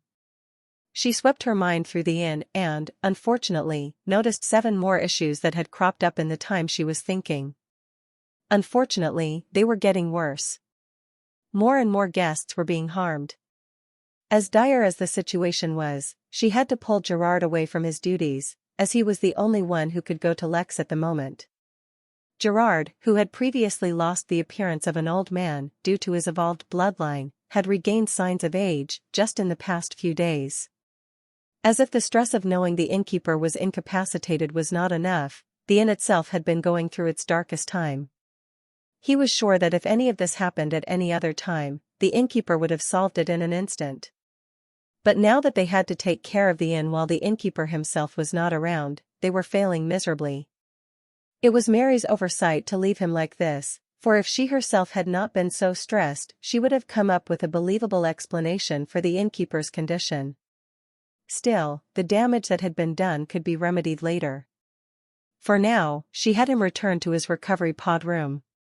Gerard trembled slightly as he looked, once again, at the sleeping innkeeper. He was still dressed in his suit, as remarkable as ever, and seemed to be only sleeping. It was as if the lightest call of his name would rouse him from his slumber, but it was not meant to be. Or at least, that's what Gerard thought originally. When he heard Mary's instructions he became confused, as that went contrary to what he had originally thought was happening. But Gerard reached out and tapped the glass surrounding the recovery pod a couple of times, before saying, "Excuse me, Mr. Worldseed Lotus, I hate to be a bother, but there are a few important matters that require the innkeeper's attention. But, unfortunately, the innkeeper is taking a nap and I would hate to wake him up prematurely.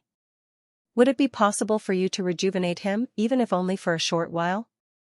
I'm sure the innkeeper would be appreciative once he deals with his tasks." Gerard held his breath after he finished speaking, waiting for something to happen. The room, however, remained completely silent. Chapter 412 The Lotus. The Worldseed Lotus had undergone a subtle evolution. The evolution was not too drastic, as its species had not changed. It was still a Worldseed Lotus, just that its minimum possible achievement had changed from a 5-star world to a 6-star world. It had gone up a level while still staying within the definition of Worldseed Lotus. Unfortunately for it, as a result of its upgrade, it would take it much longer to become a world now. Fortunately for it, it did not care. It had spent practically all its life on Lexes, back in a semi-dormant state, so that was really all it knew. Of course it had strong instincts, and helped Lex numerous times using its abilities, but that did not mean it had magically gained some other knowledge. This worked heavily in Lex's favor, for the Lotus never realized that Lex was actually very weak. The Lotus never thought too deeply into it either. As far as it was concerned, other than the sovereign turtle that had first awoken it, Lex was the closest person to it. Now that Lex had done it such a huge favor by giving it the crystal that allowed it to evolve, it felt even closer to him. The question, then, would be why would it let Lex fall into a near-death state if it felt so warmly about him? The answer was simple: it did not even realize anything was wrong. For anything unrelated to world building, or any other stuff where the Lotus instincts would kick in, the Lotus knew nothing. Suddenly, though, it was woken from its semi-dormant state. It was not Gerard's smooth, velvety voice that woke it up. No, it was the energy strands the old man released into the pod that went straight to Lex's back, rousing it. When it heard Gerard's request, the Lotus felt ecstatic. The sheer warmth and affection it felt for Lex at the moment could not be described with simple words, and just the opportunity to do anything even remotely positive for Lex filled it with excitement. But while it lacked knowledge about many things, and it was driven by strong emotions to help out Lex, did not mean it would do things carelessly. The first thing the Lotus did was check the condition for Lex's body and see if it really did match what the old man had said. The tattoo on Lex's back warmed up ever so slightly, and a stream of energy entered Lex's body, traveling along his bloodstream. There did not seem to be any injuries, but the heartbeat was extremely slow and the body seemed strained, like a fruit that had been squeezed of all its juice. Any and all activity had been slowed down to the utmost, even the passive flow of spiritual energy within the body. The Lotus could not conceive that the Innkeeper had suffered harm, so it came up with its own explanation for the situation. Once before, the Innkeeper had gone through a process during which Lex was remaking his body. Back then, the Lotus had provided some help by helping the Innkeeper amalgamate all the precious materials on hand. Now it seemed to the Lotus that the Innkeeper had set a foundation in its body, but was not satisfied by how sturdy it was and so weakened it thoroughly without actually destroying it, so that he could slowly strengthen the foundation to the utmost. In this case, it made sense that others might assume that the Innkeeper was napping. After all, how could they begin to understand the intricacies of the Innkeeper's plans?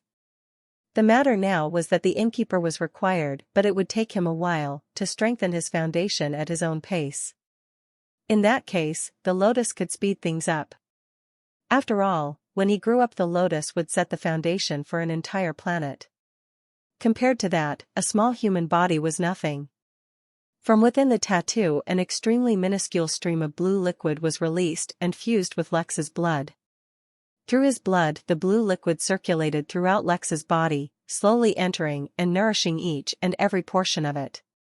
The liquid was called hydration. It was found only in 6-star worlds, and even then it would be found in minuscule amounts. After all, any of that liquid that was discovered was leftover liquid from when the world was being created. It was not strictly used to build a foundation for worlds, but instead strengthened the world's ability to interact with universal laws. It was only after the blue liquid completely merged with Lex that the lotus started releasing a warm stream of energy into Lex's body to nourish it, flood it with vitality, and build a foundation strong enough to rival a planet. The sequence of events in this situation was very important, for now that Lex had absorbed hydration and strengthened his foundation afterwards, the ability to interact with laws easily became a part of Lex's foundation. All this took a few minutes, during which Gerard was waiting with gritted teeth. He could not detect any difference in the innkeeper, but Mary told him to wait patiently. He could not even tell if his attempt had even produced any effects, but until otherwise instructed, he could do nothing. His nervousness was only exacerbated by his knowledge of everything that was happening outside. By now, things had escalated by another notch, and there was a group of people outright fighting the insecurity team. Moreover, one by one, their numbers were ever increasing. Full-on panic had started to spread. But while everyone at the inn was living through an unreal nightmare, Lex was finally recovering. Previously, he had been in such a state that his mind was, for all intents and purposes, practically stopped working. Now at least it recovered to a level that Lex was able to feel soreness and discomfort throughout his body. His mind, from being a complete blank, entered a state of deep sleep. Slowly he started to dream, but even in his dreams he saw odd shapes and colors. He felt the gaze of people that should not exist, and he became aware of events that were both happening and impossible at the same time. His unconscious mind blankly accepted everything, and it was fortunate for him that he was asleep when this was happening, for his conscious mind would have tried to resist this knowledge. It would have been beyond the realms of his comprehension, and he would have tried to explain it using his paltry understanding of the universe at large. Instead of understanding the universe for what it was, his mind would have forced him to try to project the knowledge through the lens of what he could understand, which would have distorted the information. But while it seemed like eons passed in the dream, Lex was actually recovering very quickly. At first, his body was only passively taking in the energy that the lotus provided. But after a few moments, when it regained even a semblance of strength, it began actively sucking in all the energy. After all, why would it not? This was not spiritual energy that the lotus was providing. Instead, it was the energy that turned barren meteoric rocks from space into the vibrant, fertile land that would eventually become a part of its world. A few minutes later, color finally returned to Lex's pale face, and Gerard finally felt relief flood his fragile heart. If it was that simple, he did not know why Mary did not wake up the innkeeper sooner. Perhaps there was some great secret, or perhaps a huge price to be paid. What he did not know was that the reason no one asked him to do this earlier was because Mary simply hadn't thought of it. It could be blamed both on her stressed-out mental state, but on a deeper level it showed a lack of readiness by both Lex and herself. If they had spent time discussing what to do in emergency situations, Lex would have definitely told her how useful the lotus had been to him. But he was so used to taking care of things himself that it never occurred to him to rely on Mary for anything other than miscellaneous and related tasks. Just as Gerard finally took a step back and sighed in relief, he heard a loud bang. His brow creased as he mentally contacted the security team to find out what had happened. Unfortunately, the situation was too hectic, and no one was giving him a response. No matter, a few minutes more and the innkeeper would be awake and he would deal with whatever it was. Gerard flicked his head towards the right as panic filled his eyes. He could sense, through his bloodline, a massive surge in energy. Before he could do anything, though, the wall of the room burst through as they were struck by a massive explosion. Chapter 413 Laws. Gerard immediately utilized his bloodline ability as he prepared to absorb the energy from the blast and divert it elsewhere, protecting the Innkeeper and himself safe from harm in the process. Yet the expected shockwave never hit him, and besides the rapidly flowing dust cloud that encompassed him, nothing else approached him either. The old man did not have time for confusion as he quickly blew the dust away to get a look at what had happened, but was frozen still by what he saw. The Innkeeper, dressed pristinely as ever, stood tall in front of him, showing Gerard only his broad back. A transparent shield had appeared in front of the Innkeeper, blocking all the debris as well as the shockwave. Sounds of fighting filled the broken room, as well as tremors from distant explosions, but Gerard was no longer distraught. Instead, endless relief flooded his heart as the greatest pillar of support of the inn had finally recovered. If only things were really that simple. "Gerard, do me a favor," Lex said, his tone exceptionally cold at the moment. "Bring me a cup of midnight signature coffee brew to my office, the strongest cup we have." Before the old man could respond, Lex disappeared. But the unusual thing was, the shield that Lex had used to block all the debris was still active. Gerard thought nothing of it, for he never even considered thinking about the Innkeeper's abilities or the scope of them. Yet the truth was, instead of using some system-related ability, due to the strong sense of urgency he felt flood him through his instincts, the moment Lex woke up he teleported and used Talk to the Hand to block the incoming blast. That in itself was not strange, for Lex had strong instincts and an equally impressive reaction time. The strange thing was, he never actually extended his hand to put up the shield. Talk to the Hand was a technique that put up a invisible shield parallel to the palm of his hand. He had managed to improve the technique previously to merge two of the techniques to strengthen the shield by using both hands. Yet now, he had deployed the technique without using his hands at all. Moreover, this was not a simple explosion that he had so effortlessly blocked. But all of this would remain unnoticed, for to Gerard they were nothing but normal, while Lex himself was in an abnormal state himself. Physically speaking, his body had reached its absolute peak due to the rehabilitation and nourishment provided by the lotus. That should have been more than enough to wake him up and help him recover from his coma. Yet when he woke up, he was immediately afflicted with endless visual and auditory hallucinations. He felt his mind once again slipping, like it had back at the Henali assembly. In fact, he had to go into his overdrive state immediately to keep his sanity from being affected. He had to do all of this the very moment he woke up, while responding to the crisis at the same time, which is why he never realized that the way he used his technique was wrong. Moreover, since Gerard only saw Lex's back, he did not see that Lex's eyes were filled with an endless mix of colors, his pupils completely hidden behind them. In his overdrive state, Lex immediately estimated that the momentum of the hallucinations affecting him had not reduced at all from when he was in the assembly, which meant based on his past experience he would only stay conscious for about 2 minutes. Yet there was something different. While his mind was still being assaulted with the same pressure, the rate of his exhaustion had reduced somewhat. This was the effect of the nourishment the lotus had given him, but he did not know that. He immediately recalled the effect of the inn's coffee, which reinvigorated the mind for an hour, and asked for it before teleporting to his office. He needed to understand what was happening with himself, but just as important, he needed to understand what the hell was happening at the inn. Due to the strain on Lex's mind, he was unable to think clearly, so he had to prioritize what he focused on. As a result, he did not notice at all as his emotions were going haywire, and that the weather of the inn reflected it.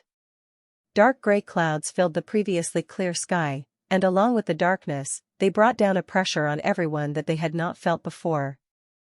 The weight everyone was feeling on their chest was not one of anger, or rage at what was happening at the inn. Honestly speaking, it had barely been a few seconds, and Lex did not yet fully understand what was happening, so he had not even had the chance to feel those yet. No, the pressure they were feeling was a magnification and projection of a mild aura that Lex's body had begun to emit. After all, his body was now mixed with the capability of a 6-star planet to accommodate the laws of the universe into itself in a greater capacity than just as building blocks for its existence. As if such a change was not enough, his body began absorbing the faintest bit of aura from his hallucinations into itself, manifesting itself as the pressure of the universe. After all, laws were things incalculably distant from Lex at his current level, so let alone control the aura, he should not have been able to perceive it. In fact, that is exactly what was happening. Since the foundation which allowed him to accommodate the laws, and the subsequent aura that he was beginning to manifest, were now a part of his body, Lex was as conscious of them as a mortal would be of the individual cells in his body. That was to say, he was completely in the dark about the fact that he was somehow breaking rules that had never even needed to exist, because of how impossible his situation was. It was like a being that existed in the second dimension suddenly being able to influence the fourth dimension, directly skipping the part where he was even able to interact with the third. Then Lex sat on his office chair and became aware of everything that was happening. Chapter 414 Wrath. Mary did not have time to feel elation at Lex's return, for this situation was truly horrible. An all-out battle had erupted at the inn, and the situation was much worse than the invasion of the rascals, for at that time at least Lex had been conscious and thus took care of everything. Gerard too was in a state of confusion because, due to the chaotic state of the inn, he did not know where to get the innkeeper his coffee. While all this was happening, Lex finally sat down on his office chair. The chair made him more in synchronization with the inn than even his host attire, so in a single flash he took in everything that was happening. He was already under great duress, for his hallucinations made it so that everything he saw was blanketed in a layer of strange colors that did not really exist. Since the colors did not exist, and were incomparable to any color he had ever seen, he was under immense mental strain as it was. On top of that, he had entered his overdrive state to fight against the insanity that was rushing in to claim him. Step by step, by fighting back, he was once again bringing his body to an exhausted state, once again heading towards the coma from which he had woken up. While all of this was happening, Lex desperately wanted to understand what was happening to him, yet also had to take care of whatever was happening at the inn. Suffice to say, when he finally sat down, and the surge of information entered his mind, just in time for him to see countless guests being hurt in a number of battles happening across the inn, and countless workers who were severely injured, he was unable to control his rage. Though it may not always seem like it, Lex thought of himself as a rational man. Even at times when anger took control of him, he was able to keep a head clear enough not to do something so drastic. That is why when his tavern was assaulted and insulted by the kids of those nobles back at the Crystal Realm, he managed to keep himself from just straight out destroying them like his first impulse stated. For better or for worse, though, at this moment, Lex lost all his rationale. He was too strained to stop himself. For the first time in his life, the self-control his elder sister Belle had secretly trained him to keep failed. One moment, Lex had over 70 billion MP stocked up. The next moment, he had zero. Outside Lex's office, the inn had become a war zone that stretched all corners as beasts and species of all races fought senselessly. Even the sudden appearance of dark clouds or the mysterious weight pressing against their chests had not been enough to dissuade them. Until, that is, it suddenly became all too much. From gray clouds, the sky was suddenly filled with black clouds. Streaks of lightning could be seen swimming through the abyssal clouds, yet instead of the usual white or blue, the lightning instead looked searing red, like lava. But the lightning did not have an opportunity to fall, for instead the pressure that had previously been putting them down changed so drastically. Instead of a tinge of fear traveling up their spines, all the miscreants felt fear bloom from within their souls. Every injured guest and worker were suddenly teleported away, brought directly to the recovery room, while every other innocent was brought away to safety. Every miscreant, those that had already begun battle and even those that were still hiding and biding their time, was teleported to the entrance of the inn. In the darkness filled the inn, deeper and more malevolent than the worst nightmare, a golden light bloomed and encompassed all those that had gathered at the entrance at the inn. Everything was happening too fast for anyone to understand or react, but as if the fear that arose from their very souls was not enough, suddenly they felt chained down by the golden light, as if something had imprisoned them. So far, only those who had been deemed as enemies of the inn had been victims to the building oppression, but then suddenly, something changed. The oppression that appeared now was orders of magnitude beyond anything anyone at the inn had ever felt. For the first time ever, the Midnight Inn's protection failed to project its guests from the oppression of an aura. In fact, for the first time ever, the minor realm in which the inn was located shuddered, and tore open slightly, revealing the inn to the rest of the origin realm in which it resided. A projection of the Innkeeper appeared in the air, and in the eyes of various people around the origin realm itself. He looked like a human, an ordinary man. Yet at the same time, nothing about him was ordinary. His eyes shone with red light and his aura was one that radiated absolute death, as if angering him was the same as angering the universe itself. The phenomenon was so massive that, in the center of the origin realm, even the Henali were alarmed, causing them to quickly tap into the laws that would allow them to see what was causing it. Yet all they saw was a vague figure. Instead, what was distinct in the vision was a small, simple butter knife. Die. The word echoed throughout the inn, as well as the origin realm, before the figure threw out the small knife. Then, there was chaos. Similar to the way Lex employed talk to the hand in a new way, without understanding what he was really doing, Lex used his 1-minute butter knife token to use the strongest version of the butter knife to attack in a way he did not even know was possible. Instead of an enemy, he attacked a line of karma. He attacked everyone and everything associated with the attack on the inn. The result, well before he could really see the results, Lex teleported back into a recovery pod with a sticky note on it that read, "Next time you wake me up, have my coffee ready." Chapter 4:15 The universe as my oyster, as my toast. The 1-minute butter knife token allowed Lex to use the butter knife at its full strength for a duration of 1 minute. Perhaps if he had used it as a sword or dagger instead of throwing it, he would have had access to it for the full minute instead of a single attack. Yet it did not matter, for the damage he did with that single attack was far greater than anything he could have achieved by simply swinging it around. All those who had attacked the inn, or were secretly planning on attacking the inn, had been gathered by him in one location, not so that he could attack them, but so that they would not cause trouble. This raised the question of how Lex knew who the people were who intended to cause trouble when even the system failed to detect their malicious intent. The truth was, he was not detecting malicious intent, but his eyes saw them connected by karma. Of course, Lex had no idea what karma was, or how it worked. But in his semi-sane state his subconscious mind was playing as much of an important role as his conscious mind. Once in that location, they had been subjected to various pressures, auras, and, finally, a strange and new formation. This formation was what sucked up all of Lex's MP down to the last, yet other than a strange ethereal binding sensation it did not seem to do anything else. Lex, however, did not care about what these people felt. He only cared about venting his rage, and so he gave in to his most bestial urge for death and destruction. He used the butter knife in the way his instincts told him would be most useful. But while all the energy for the attack should have come from the knife itself, something about how he aimed sucked up all the energy out of Lex. So, with the last of his sanity, he teleported back to the recovery pod, put up the sticky note, requested the Lotus to help him once again, and allowed himself to fall back into a coma. This all happened instantaneously, and no one noticed it happen, for they were all focused on the fallout from the Innkeeper's attack. If one were to say it was devastating, it would be an underestimation, but if one were to say it underwhelming, they would also not be wrong. Within the inn, all the targets simply died.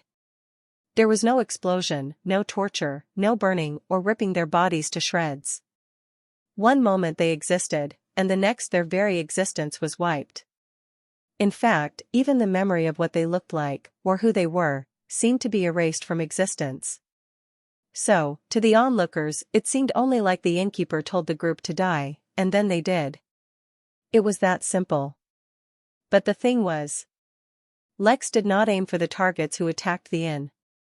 He attacked everyone and everything in existence which had something to do with the attack on the inn. As such, the energy from the knife killed all the targets at the inn with extreme ease and simplicity. Then it had to target the rest of the universe. But for that, the energy from the attack had to first escape the inn. The small rip in the fabric of reality that exposed the midnight in from within its minor realm to the rest of the origin realm suddenly became a bottleneck for the energy to escape. Earthquakes, airquakes, cracks in reality, and the bending of space between the two realms itself all seemed to happen all at once. The sound of a billion explosions rocked the inn, and despite the lack of air, carried through the void of space, crushing all meteors and space debris in its path. That was only a result of the energy escaping the inn. Once it entered the origin realm, the energy seemed to gain a life of its own as it ripped a hole in the realm and forced itself into the fabric of reality. Space itself began to ripple as more and more energy seemed to disappear, forming new tiers everywhere. Minor realms began to rain down through the ripples in space, spreading through hundreds of galaxies within mere seconds. Mortals found it beyond their comprehension, and simply fainted from the overload of what they were watching. Earth immortals, barely counting as immortals, were somewhat about to keep themselves awake if they tried, but never had they felt more insignificant. Those even stronger than Earth immortals, they were not looking at the dissipating energy or ripples in space. Instead, their eyes looked out into the distance as they traced where the energy flowed to. Never before had such a scene been witnessed, at least in the origin realm. Perhaps they would never get a chance to see it again either. For a short moment, all living entities within a billion nearby galaxies froze as they were affected by the last of the energy that left the inn. Then the minor realm surrounding the midnight inn closed once again, as if it was never there, and the energy that defied common sense also seemed to vanish. But those who were strong enough to follow the flow of energy knew it did not vanish. No, instead it was wreaking havoc on an unprecedented scale. Sitting in his divine palace, Ra, the father of creation, and also Batet, had his eyes closed as he tried to track down his daughter. She was extremely naughty and purposefully kept destroying his plans, all because he sold her into a marriage she didn't want. It was the height of immaturity, in his opinion. He could not vent his anger on the stupid human race, whom he had passed his daughter to and asked to keep her in a dead zone so she may not escape. After all, the Henale looked upon the humans with great care simply because one of their prized pets was a human. Instead, he found a way to vent on an organization called the Midnight Inn, which had apparently played a part in helping his daughter escape, supposedly. Honestly speaking, he did not give it much thought at all, and simply passed the task to one of his underlings. As a god, he could not be expected to do tedious things such as revenge by himself. Ra, the god with the body of a human and the head of a hawk, was just as arrogant as he was lazy, and was just as lazy as he was amorous. But the arrogant god went from being focused on locating his daughter to screaming in fear and anger in a single heartbeat. A blinding golden light encompassed his fist and he punched forward, clashing against an unknown force. The impact from the explosion destroyed the divine palace. In fact, it destroyed the whole planet where the palace was located. Yet Ra only seemed to suffer from a burnt hand. Yet the expression on the deity's face was beyond simple anger as it suffered the greatest loss it had faced in its entire existence. It was not his burnt hand that was a loss, but his divinity, which seemed to be dwindling. No, this was too dangerous. Though he could not understand what was happening, he had to defend his divinity at all costs. The god disappeared. Egypt, Earth. In a rather luxurious apartment, a small group was kneeling and worshipping a picture that looked like a deity with the face of a hawk. On their knees, they hummed and prayed. They were one of the last few remnants of a religion thought lost to the ages. Suddenly, in their minds, they heard a voice telling them to die. Then, there was nothing, not even dust. They had simply ceased to exist. Throughout the origin realm, from small groups to countries to planets to star systems and even galaxies, anything and everything that had any direct affiliation with the sincere worship of Ra suffered from a mysterious and devastating attack. There was no place safe, no place where they could hide. Wherever the followers of the god existed was exactly the place that became most dangerous for them. This phenomenon was not slow or gradual, for within a few seconds, billions of years of hard work vanished. Even the religion itself seemed to vanish in some places, alongside tools and records of worship. Ra began to appear in his temples in person for the first time in eternity, but it was pointless, for he never reached anywhere in time. An utter hopelessness gripped him when he lost more than 50% of his divinity in the blink of an eye, and forced him to make a difficult decision. For a single second Ra hesitated more, but that single second cost him 8% more divinity, so he lost all hesitation and did something taboo for a deity. He killed all of his worshippers across the universe himself in an ultimate sacrifice, squeezing their existence of any divinity he could scrounge up, before vanishing himself as well. He did not know what just happened, but he would get his revenge one day. For now, though, he had to hide before his daughter realized how weak he had become. Chapter 416 Hearth. Just as instantaneously as the energy had appeared, it vanished. People across the realm stopped spontaneously disappearing, and an entire major religion that had once dominated the origin realm seemed to disappear from existence. Not everyone realized instantly what happened. Depending on their strength and cultivation, it took them a few hours to a few days, to possibly even a few months or years. For most beings, though, the actual purpose of the event, which was quickly being titled as the interstellar wave, eluded them. Instead, they were focused on the secondary repercussions of what happened. Though the distortions in space stopped as soon as the energy vanished, the effects that they already had were far from over. The movement path of an estimated 1 billion galaxies was severely compromised, and even more were suffering from mild deviations. The few strands of energy that escaped the attack dispersed into the universe and gave birth to a phenomenon of a bountiful harvest. Planets quickly started rising in their star ranks, though quick was only a relative term, and treasures that were so rare they had no names began to form. A time of rapid growth suddenly overcame the few galaxies that had been the closest in contact with the energy, but while that growth brought with it prosperity, it also brought greed and war. For better or worse, the trajectory of the origin realm had changed. A thing to note, however, was that none of the galaxies affected were actually a part of the galaxies that had directly interacted with the insofar. For example, these galaxies were so far from the Jotun Empire that, besides their strongest immortals, none of them even felt the energy surge that enveloped the whole realm. Of course, the Henali were the quickest to understand what happened, and quickly even summarized accurately what had happened. In the Henali assembly, there was an awkward silence as the Downlords had been stopped mid-conversation for an announcement.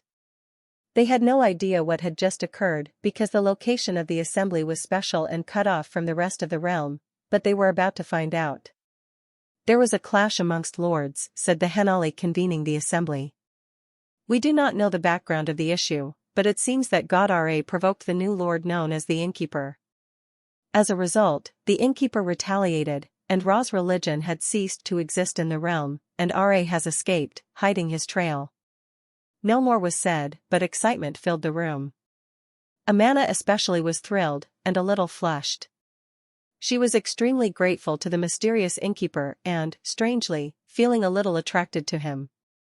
Downlords almost never clashed, for it was not easy for any of them to get an advantage over another, yet the Innkeeper had reduced Ra to hiding in a single clash.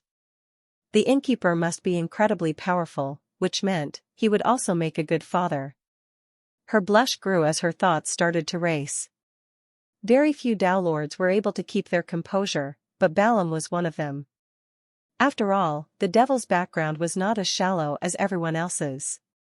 Still, it seemed like the Innkeeper was worthy of cooperating with.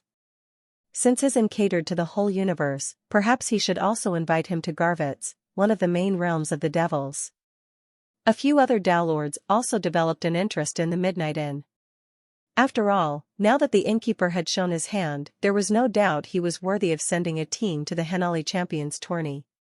It seemed that things would be very interesting this time around.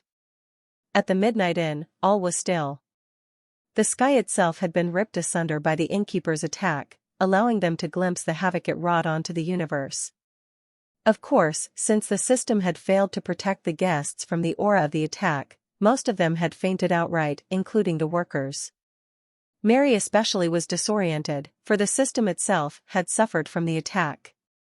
A countless barrage of notifications flooded Lex, but unfortunately, he was asleep.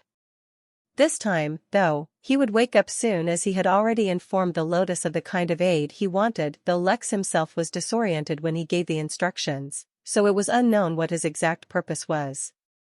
Still, a few managed to stay awake, and as soon as the rip in the sky healed and the dark clouds over the inn dispersed, they began working. After all, they had already suffered a huge blow to their credibility. It would be a massive shame if the remaining guests woke up and found themselves on the floor.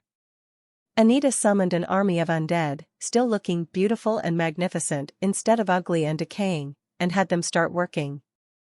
As the workers began waking up, they helped as well. Moreover, while the guests who had been here for the chaos had been affected, as the inn had over time developed some prestige, more and more guests came every few minutes.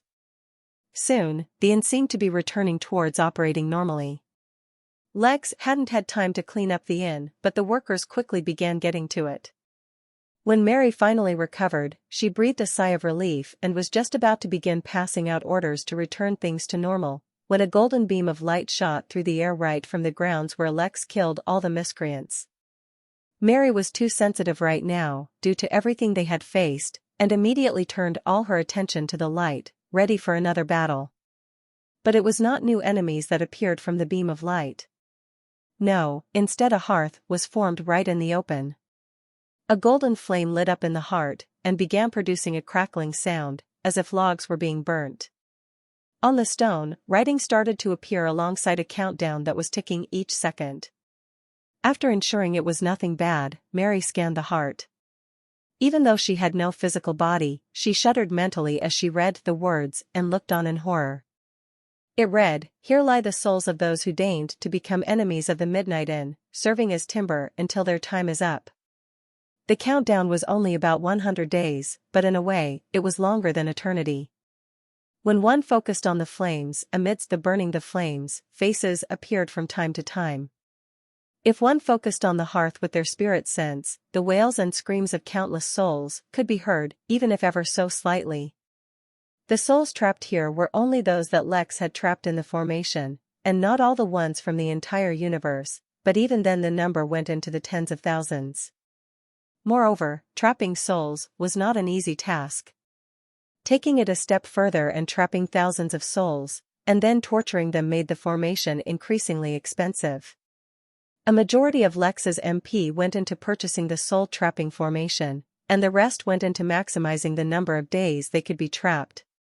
Perhaps it would be a waste of MP to do such a thing, for it had taken a long time for Lex to accumulate so much. But maybe, it would serve him in another way, and the price would end up being worth it. As it happened, a guest teleported to the inn, and they appeared right in front of the hearth. Ragnar stepped out of the golden light with a creased brow, clearly under great stress. Things had not been going well for Jotun on the battlefront, but then again, when were things ever simple? He had come to the inn to find out if the innkeeper had returned, as well make a few updates on his assigned guild task. He still did not know that it had been accepted already by someone, and was already in the process of being completed. As the golden light disappeared and Ragnar got ready to move on, he suddenly noticed that something was unusual about the inn. He did not need to sweep his spirit sense, as just his eyesight was enough to see the damage it had suffered, and the numerous unconscious people on the ground. Before he could even begin to speculate, however, his attention turned towards the hearth. He was stunned as numerous thoughts ran through his mind, but first he kept checking the hearth. This was because, within the souls trapped in there, he recognized a few. In fact, he did not even need to search for them, as the hearth had some kind of mystical ability to let him know exactly who he knew that had been trapped inside. He could not believe that soldiers from his regiment would be stupid enough to attack the inn. It went against common sense. In fact, they should not be participating in any conflict that he did not assign. It was a clear dereliction of duty and betrayal. He froze, and tasted the word on his lips. Betrayal. Suddenly a few things made sense to him. Chapter 417 didn't even drink his coffee. Ragnar did not let his emotions show on his face, but his mind was extremely turbulent. As a man who had dedicated his entire life to the human race, one of the things he hated most were demons, devils, and other races that for some reason targeted the humans. But the single thing, without a shred of doubt, that he hated most were humans who betrayed the human race. He understood that there was always conflict and interest, and humans could never completely be peaceful with one another. It was all but natural. Yet there was a difference between fighting other humans due to a conflict of interest, and betraying them to gain benefits from another race. He knew, unfortunately, that as despicable a thing as this was, it was still prevalent in humans. He just never imagined that he would face it on such a high level. To be clear, he was not considering some members of his regiment participating in an attack on the inn as high-level interference. No, instead it was the fact that there was even a possibility that a Jorlum had been born in the Pendal galaxy that meant there was a high-level betrayal. Moreover, this was not just a betrayal of the human race, but the Henali as well. The battlefield where Ragnar was currently stationed was to fight off invading Fugen, a duty assigned directly by the Henali. If someone was interfering with that, well, the loss of a single galaxy was far from the worst thing they could end up having happen to them. Ragnar collected himself, gave one last look at the hearth as well as the countdown on it, listing how long the enemies of the inn would be tortured, before moving towards the guild room. Along the way as he saw the condition of the inn, it served as a reminder for him that no matter how strong or capable one might be, there would always be those who would challenge them. Delma woke up in the recovery room, her hair a mess and her face pale from the shock her body had suffered. Her body was sore, not only from the fighting she had been exposed to, but from the aftermath of an explosion that she had been lucky enough to survive. She was disoriented at first, but recovered quickly. Then she hopped on her feet and began helping where she could. There were countless injured who needed tending to, and even the ones who recovered needed aid, let alone the number of guests who were unhurt, but still needed tending to. After all, this was an inn, not a hospital, and there was no shortage of regular guests. She saw a pale-looking guest who, according to Nurse Jubilation, was perfectly physically healthy, but kept crying and wailing in fear. But while it was their job, none of the workers or nurses were willing to help him. This was because the crying man was the person who had challenged the innkeeper to a fight. The fact that he hadn't been killed meant that he was never really involved with the attack, he was just an incredibly arrogant man with unfortunate timing. But whatever the case, his greatest misfortune was that he encountered Lex, who was in a state of seeking revenge for every petty grievance at the time. Though he had not killed the man who challenged him, but just let him be exposed to the ore released by the butter knife while forcing him to stay awake. Suffice to say the man was extremely traumatized. Eventually, with time, he would recover, but it seemed like his recovery would not be at the inn, for no one was willing to aid him, except Nurse Jubilation, who was burdened with responsibility. Delma was about to go tend to other patients when one of Anita's undead helpers appeared and informed Velma that Anita was requesting her prescience. Anita was in the Midnight Library, recording the past day's events down by hand, her handwriting the most beautiful calligraphy Delma had ever seen. "I'm glad to see you are unhurt," said the Lich. "But I think you have more pressing matters currently than helping guests." "What do you mean?" asked Velma. Though she had recovered somewhat, she was not in her peak state, so her thoughts were somewhat slow. "Why, you have to write a newsletter on the innkeeper's actions, of course," she replied, placing a printed picture before her. It showed the silhouette of a man shining alone in the darkness, a single butter knife in his hand. "And don't just write a newsletter this time. There's a new building that the innkeeper created that lets you enter the Henali portal. Publish his actions for the whole universe to know." Stars shone in Velma's eyes as she suddenly realized that's exactly what she needed to do. While she was at it, and the innkeeper was in the limelight, should she create a dating profile for him? After all, she'd never heard of a Mrs. Innkeeper yet.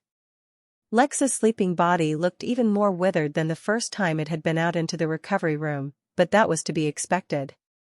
Not only did his body suffer through the same strain as last time, this time the lotus was contributing to his condition. Lex had made a simple request, to step by step make his body's foundation capable of interacting with universal laws physically.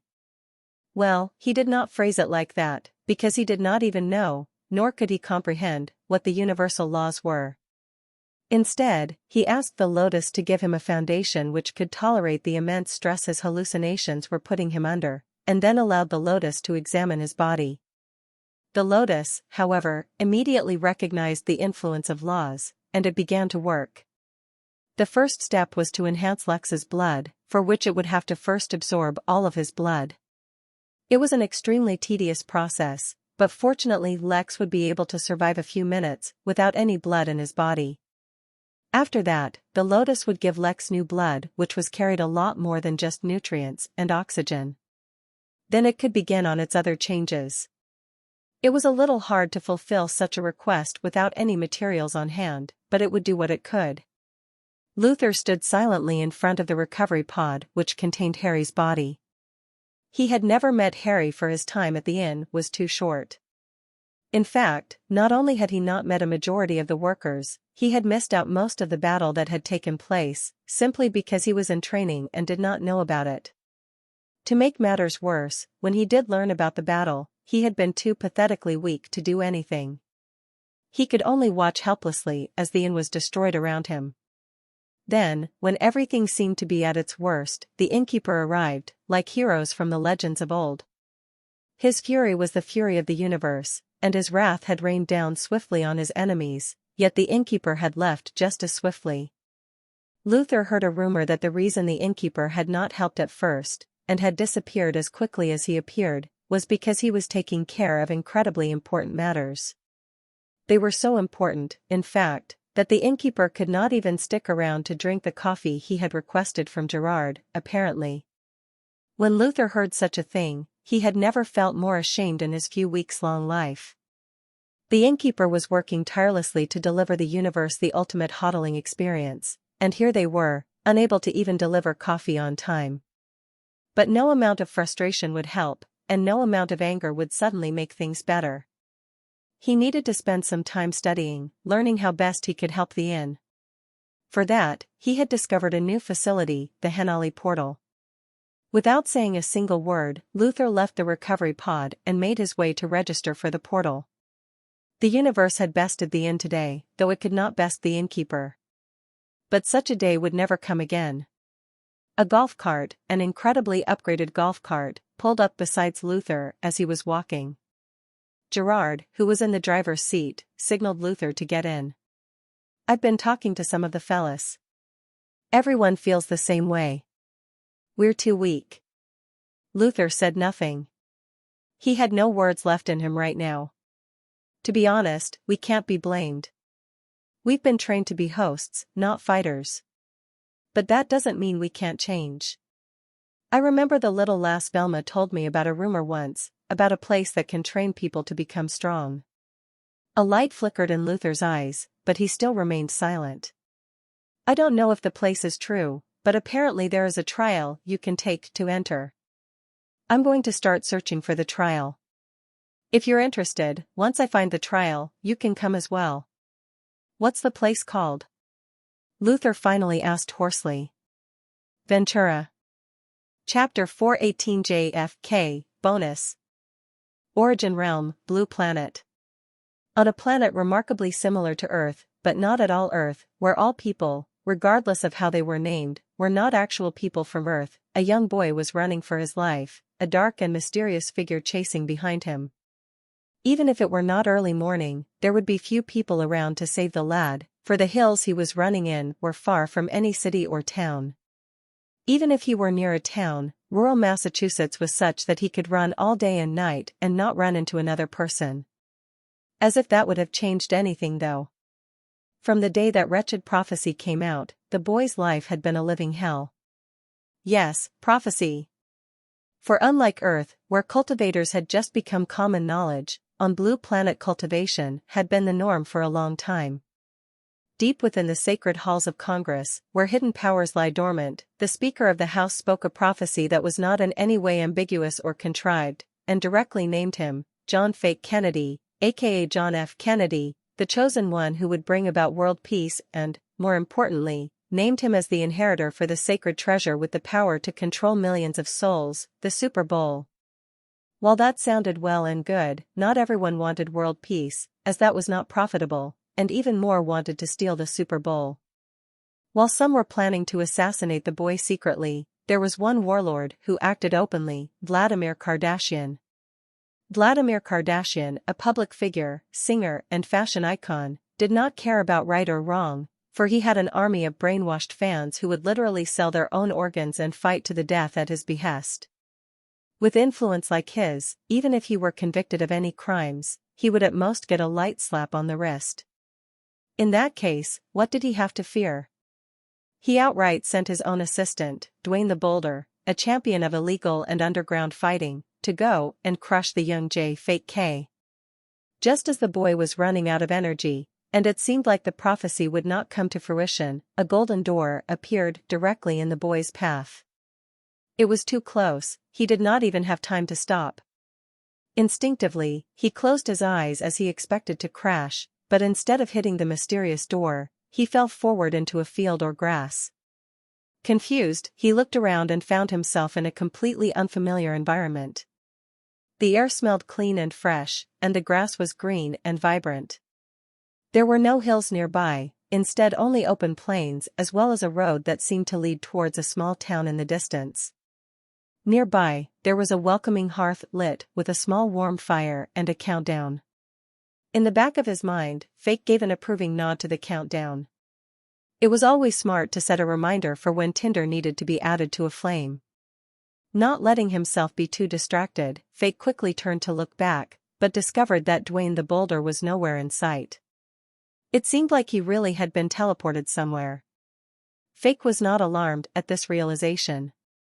After all, as the child of prophecy, and destined savior of the world, didn't it make sense if he stumbled across countless lucky encounters that not only kept him alive, but made him stronger? What Fake did not realize was how lucky he really was. The golden door that he stumbled through was a random golden door that spawned through the inn's new interrealm feature that would allow golden doors to spawn randomly anywhere in the entire realm. The fact that this door opened on a planet, and then specifically right in front of Fake, was so statistically improbable it could only be described as lucky. Fake was thoroughly exhausted, so he let himself rest a few moments and catch his breath before he got up to explore his new terrain, but he suddenly felt something tickling on his red shell. He looked down and saw that multiple strains of grass had bound themselves together to make a thick whip, which they were using to attract his attention. He looked down, the grass started angrily moving about as if to tell him to move his massive, fat body, for he was crushing the grass. "Oh, sorry," said Fake as he awkwardly moved away. After a few steps, the grass seemed to calm down. Apparently, the patch he stood on had gained sentience, but not all the grass was sentient. Fake breathed a sigh of relief and wiped his forehead with his red claw. There was nothing unusual about this action, for Fake was not a human, he was a crabman. This was due to the fact that Blue Planet had nothing in common with Earth, besides a few odd coincidences like names, historical events, geography, art and such. Yes, Blue Planet was a planet inhabited by crab people who were mostly divided. If there was only a single thing in history that had managed to unify the crab people of Blue Planet throughout their history, it was their Lord and Savior, MC Donald. But even that unity lasted only briefly, as soon wars started over the correct pronunciation of Donald, with most conventional historians going with the original British pronunciation, but modern generations preferring to add their spin to it. Regardless, this would be a thing of the past once Fake brought about world peace. For now though, he had to get a better understanding of this new place he was in. As if triggered by his thought, a small projection of another crabman appeared before him, and started introducing this place as the Midnight Inn. Apparently it was a hotel, and the best part was he didn't need to pay directly, for the hotel would somehow go and collect the payments themselves so long as he had the necessary wealth located anywhere in the universe. "Can I get a tour of the place?" Fake asked the projection. "Oh, but I'm really tired from running, do you have any vehicles that can pick me up?" "Not a problem," the projection answered. "A golf cart has been sent your way." Fake thanked the projection and waited. To be honest, he did not have the energy to run around as he had a very low cultivation level. In fact, despite his cultivation, His strength at the moment was actually below what humans considered as mortals who never cultivated. This was because crab people had a lower starting point than even humans. Soon, Fake saw a small, yet magnificent vehicle, hurtling his way, driven by an unusual-looking lady. In fact, the driver was very ordinary, but Fake had never seen humans before, so she looked strange to him. But Fake was not racist and did not object to a human guide taking him around the inn. In fact, they got along pretty well, and became fast friends. Pamela, the golf cart driver, told Fake all kinds of interesting tidbits about the inn as they drove past all the major attractions. From the village to the massive mountain, to Main Street and even the manor, Fake saw it, although it took a few hours to cover everything.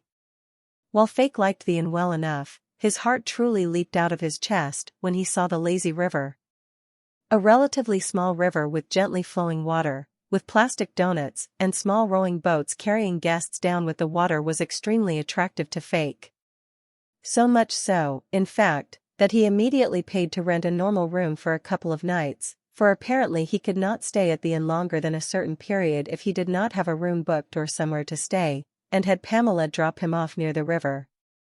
Wasting no time, Fake made himself cozy by grabbing an empty plastic donut that was floating by, and setting himself in it. He let all his claws dip into the water, and let the donut flow on its own along the current. The sensation of cold water against his hard shell calmed him down, while the gentle ebbing of the water rocked Fake's donut, soothing his tense nerves. His life had been way too difficult for a long time, so it was good to finally relax. Slowly, his eyelids drooped, and Fake fell asleep in the river. For a short while all was well, but unexpectedly, for the first time, one of the inn's latest features kicked in. Blend reality was a feature of the inn that let portions of the inn sometimes merge with the worlds the inn was connected to. The system assured that all guests would stay safe and not accidentally enter a dangerous area, but sometimes blending the inn and other worlds led to unique experiences that people could enjoy. Moreover, sometimes people from the worlds that were merged could enter the inn like this. As it happened, since Fake was asleep, he did not notice that his donut had gone from flowing down a river to floating randomly in a small, secluded oasis. For a while all was well, until the only other person near the oasis suddenly noticed a weird creature right in the center of her water source. Alicia was startled. This was the first time she saw another living creature since her desert farming system teleported her to the middle of nowhere. But, suddenly, the creature disappeared from her view. For a while, the young girl could not decide if what she saw was real, or just another mirage. Chapter 419, Waking Up. The sovereign galactic turtle carefully carried a man-sized parcel wrapped in leaves to the recovery room and casually strolled in.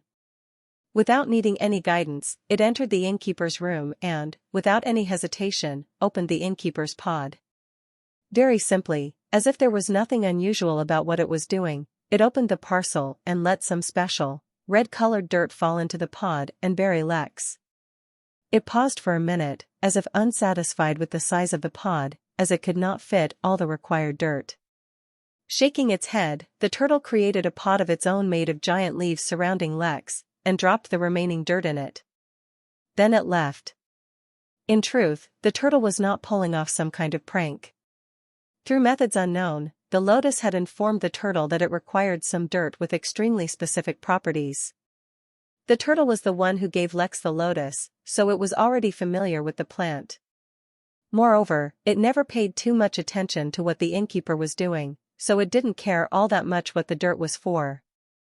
It was only slightly annoyed, for the dirt had not been easy to make.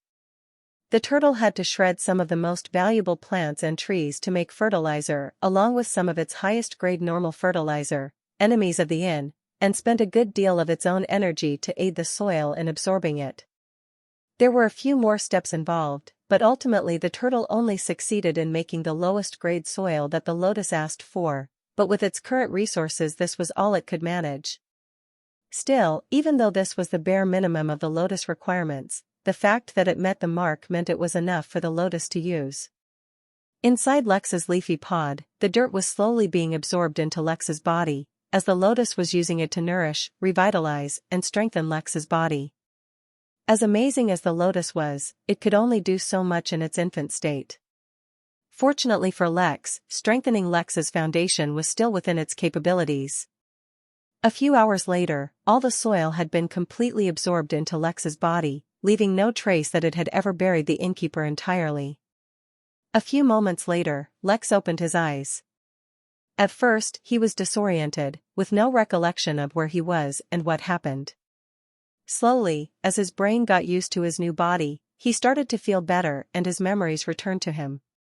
But, unfortunately, the return of his memories also brought back memories of the visions he saw, restarting his hallucinations. Somehow, though, the effect they were having was greatly subdued. In fact, so long as he focused, he could somewhat even ignore the effect of the hallucinations without going into his overdrive state. With a groan, Lex got off the table and slowly started recollecting what had happened. He was attending the Henali assembly? Then what happened? He couldn't remember. Wait, something happened to the inn. It was difficult, but eventually Lex recalled the state the inn was in, and paled considerably. The reason Lex had nearly lost his mind from anger was that, unfortunately, more than one of his workers had died in the attack. It was a harrowing thing to think about, especially since he had put so much effort into securing the inn. But now, in hindsight, it became evident that he had not done nearly enough. He would always just rely on hiring security using his event panel and using that as a solution, instead of fixing the inherent problem, which was that his own security was thoroughly lacking. Lex wasn't one to beat himself up, but now that his attention was brought onto the matter, quite forcefully at that, it seemed that Lex had barely run the inn at all lately. He would just make a few major decisions, and leave the rest for Mary to handle. The inn had expanded much too quickly for him to keep up with, and as a result, he was always running off somewhere to deal with other matters while actually taking care of the inn was left to someone else. How many things did the inn develop lately that he had not thoroughly utilized? The Divine Temple, the Inheritance Lounge, the Fishing Well, and so much more.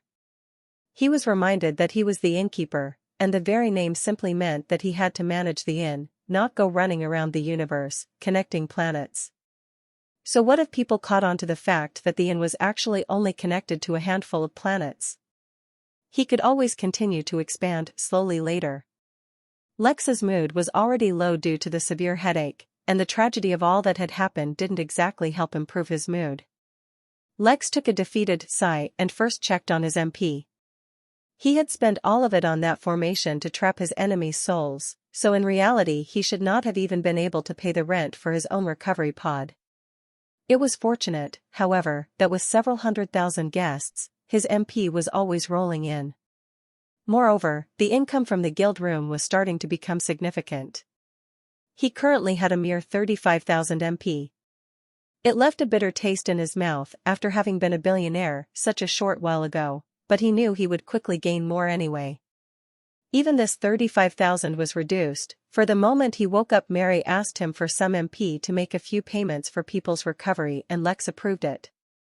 Even now, it wasn't as if there weren't a million things for him to do, but Mary didn't bother him for anything that wasn't too urgent. Lex too was not in a rush to start, despite knowing that he won't be able to remain awake too long before succumbing to a coma similar to the ones he had been suffering. PD knew one, the reason was very simple, and since Lex had sat on his seat back at his office he knew already, but Lex teleported away, and reappeared before a specific recovery pod. The room had only one other person besides the patient, a beautiful young human woman with wings on her back. It was Haley, Harry's wife. In front of her, in the pod, slept Harry. Though his body had been completely rebuilt, he showed no signs of waking up. Lex already knew the painful reason, but he wouldn't help but look one more time, in the hope that something had changed. Name, Harry Styles. Age, 18. Sex, male. Cultivation details, glamour sorcerer, dormant. Midnight and prestige level, 1. Condition, a majority of the patient's soul has been crushed. Only a few remnants of the patient's soul, which were buried in his glamour sorcery tools, survived. Without a treasure to regrow the soul, the patient will never recover, and the remaining bits of his soul will slowly diminish. Remarks, laughter is the best medicine for the soul, but it probably won't work on him. Chapter 420 Unfettered.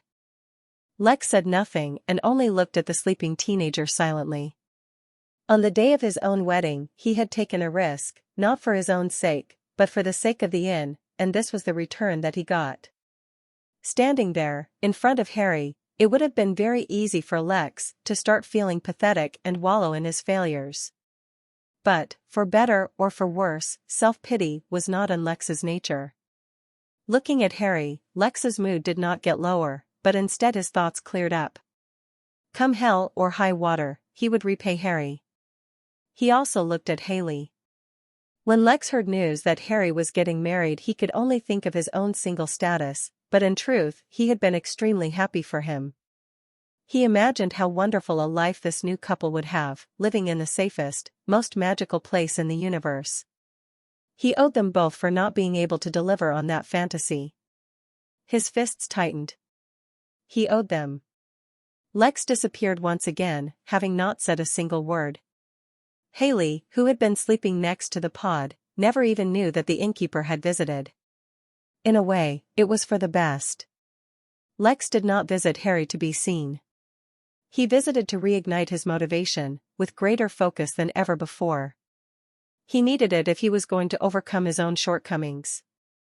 In fact, there was actually a reason why Lex had been behaving so erratically, though he had tried hard not to admit it.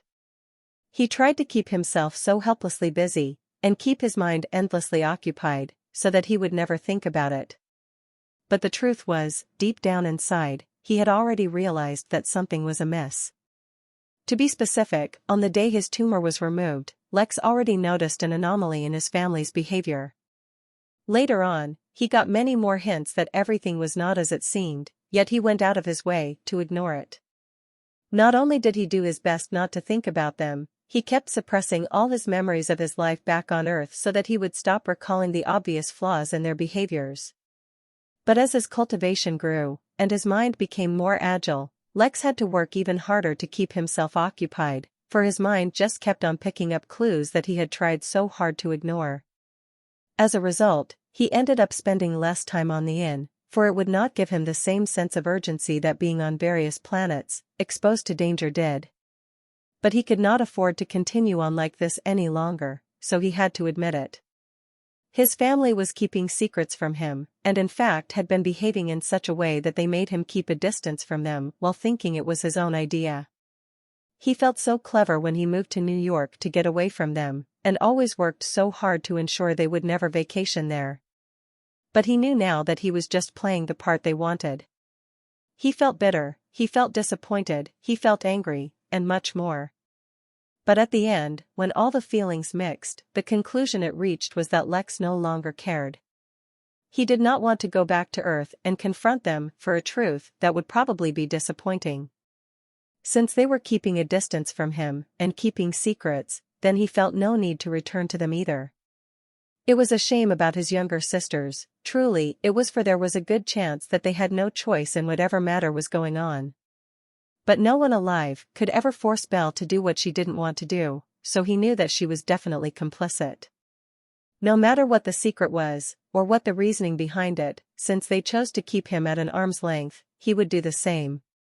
It was not an easy decision, and one he had been avoiding, for he knew that if he ever confronted the truth, this is probably what he would end up doing. But he could no longer afford to be distracted, so this was a truth he had to face, and a decision he had to make. In a way, since he decided to cut off ties with his family, for now at least, Lex felt a burden ease. As a normal human being who loved his family, this was not an easy decision, but whether it already existed, or it had been nurtured during his time as the innkeeper, Lex had a bit of pride that he wasn't willing to give up. Thus, ultimately, this was the only choice. After all, why should he spend his time caring about the people who tried their best to keep him at a distance when he had people right in front of him who put their lives on the line just for his reputation? With that burden gone, and his mind unfettered, Lex could finally focus completely on the inn. The truth was, Lex's strongest trait was his mind. Considering the stupidity he had displayed recently, one would not think so, but that was only because Lex usually felt it was a hassle and that it wasn't worth it. Now, with all distractions gone and an unprecedented focus and will governing his actions, it was finally time to put his intellect to use. Lex reappeared in his office only to find that Luther was already standing there, a cup of fresh coffee waiting for him on a tray. "Welcome back," Luther said, as he offered the innkeeper the coffee he had missed last time. "We have a lot of work to do," was all Lex replied as he picked up the mug and took a sip. His solemn mask was almost broken as he barely managed to keep himself from grimacing. The coffee was too bitter. Occasionally missing content, please report errors in time.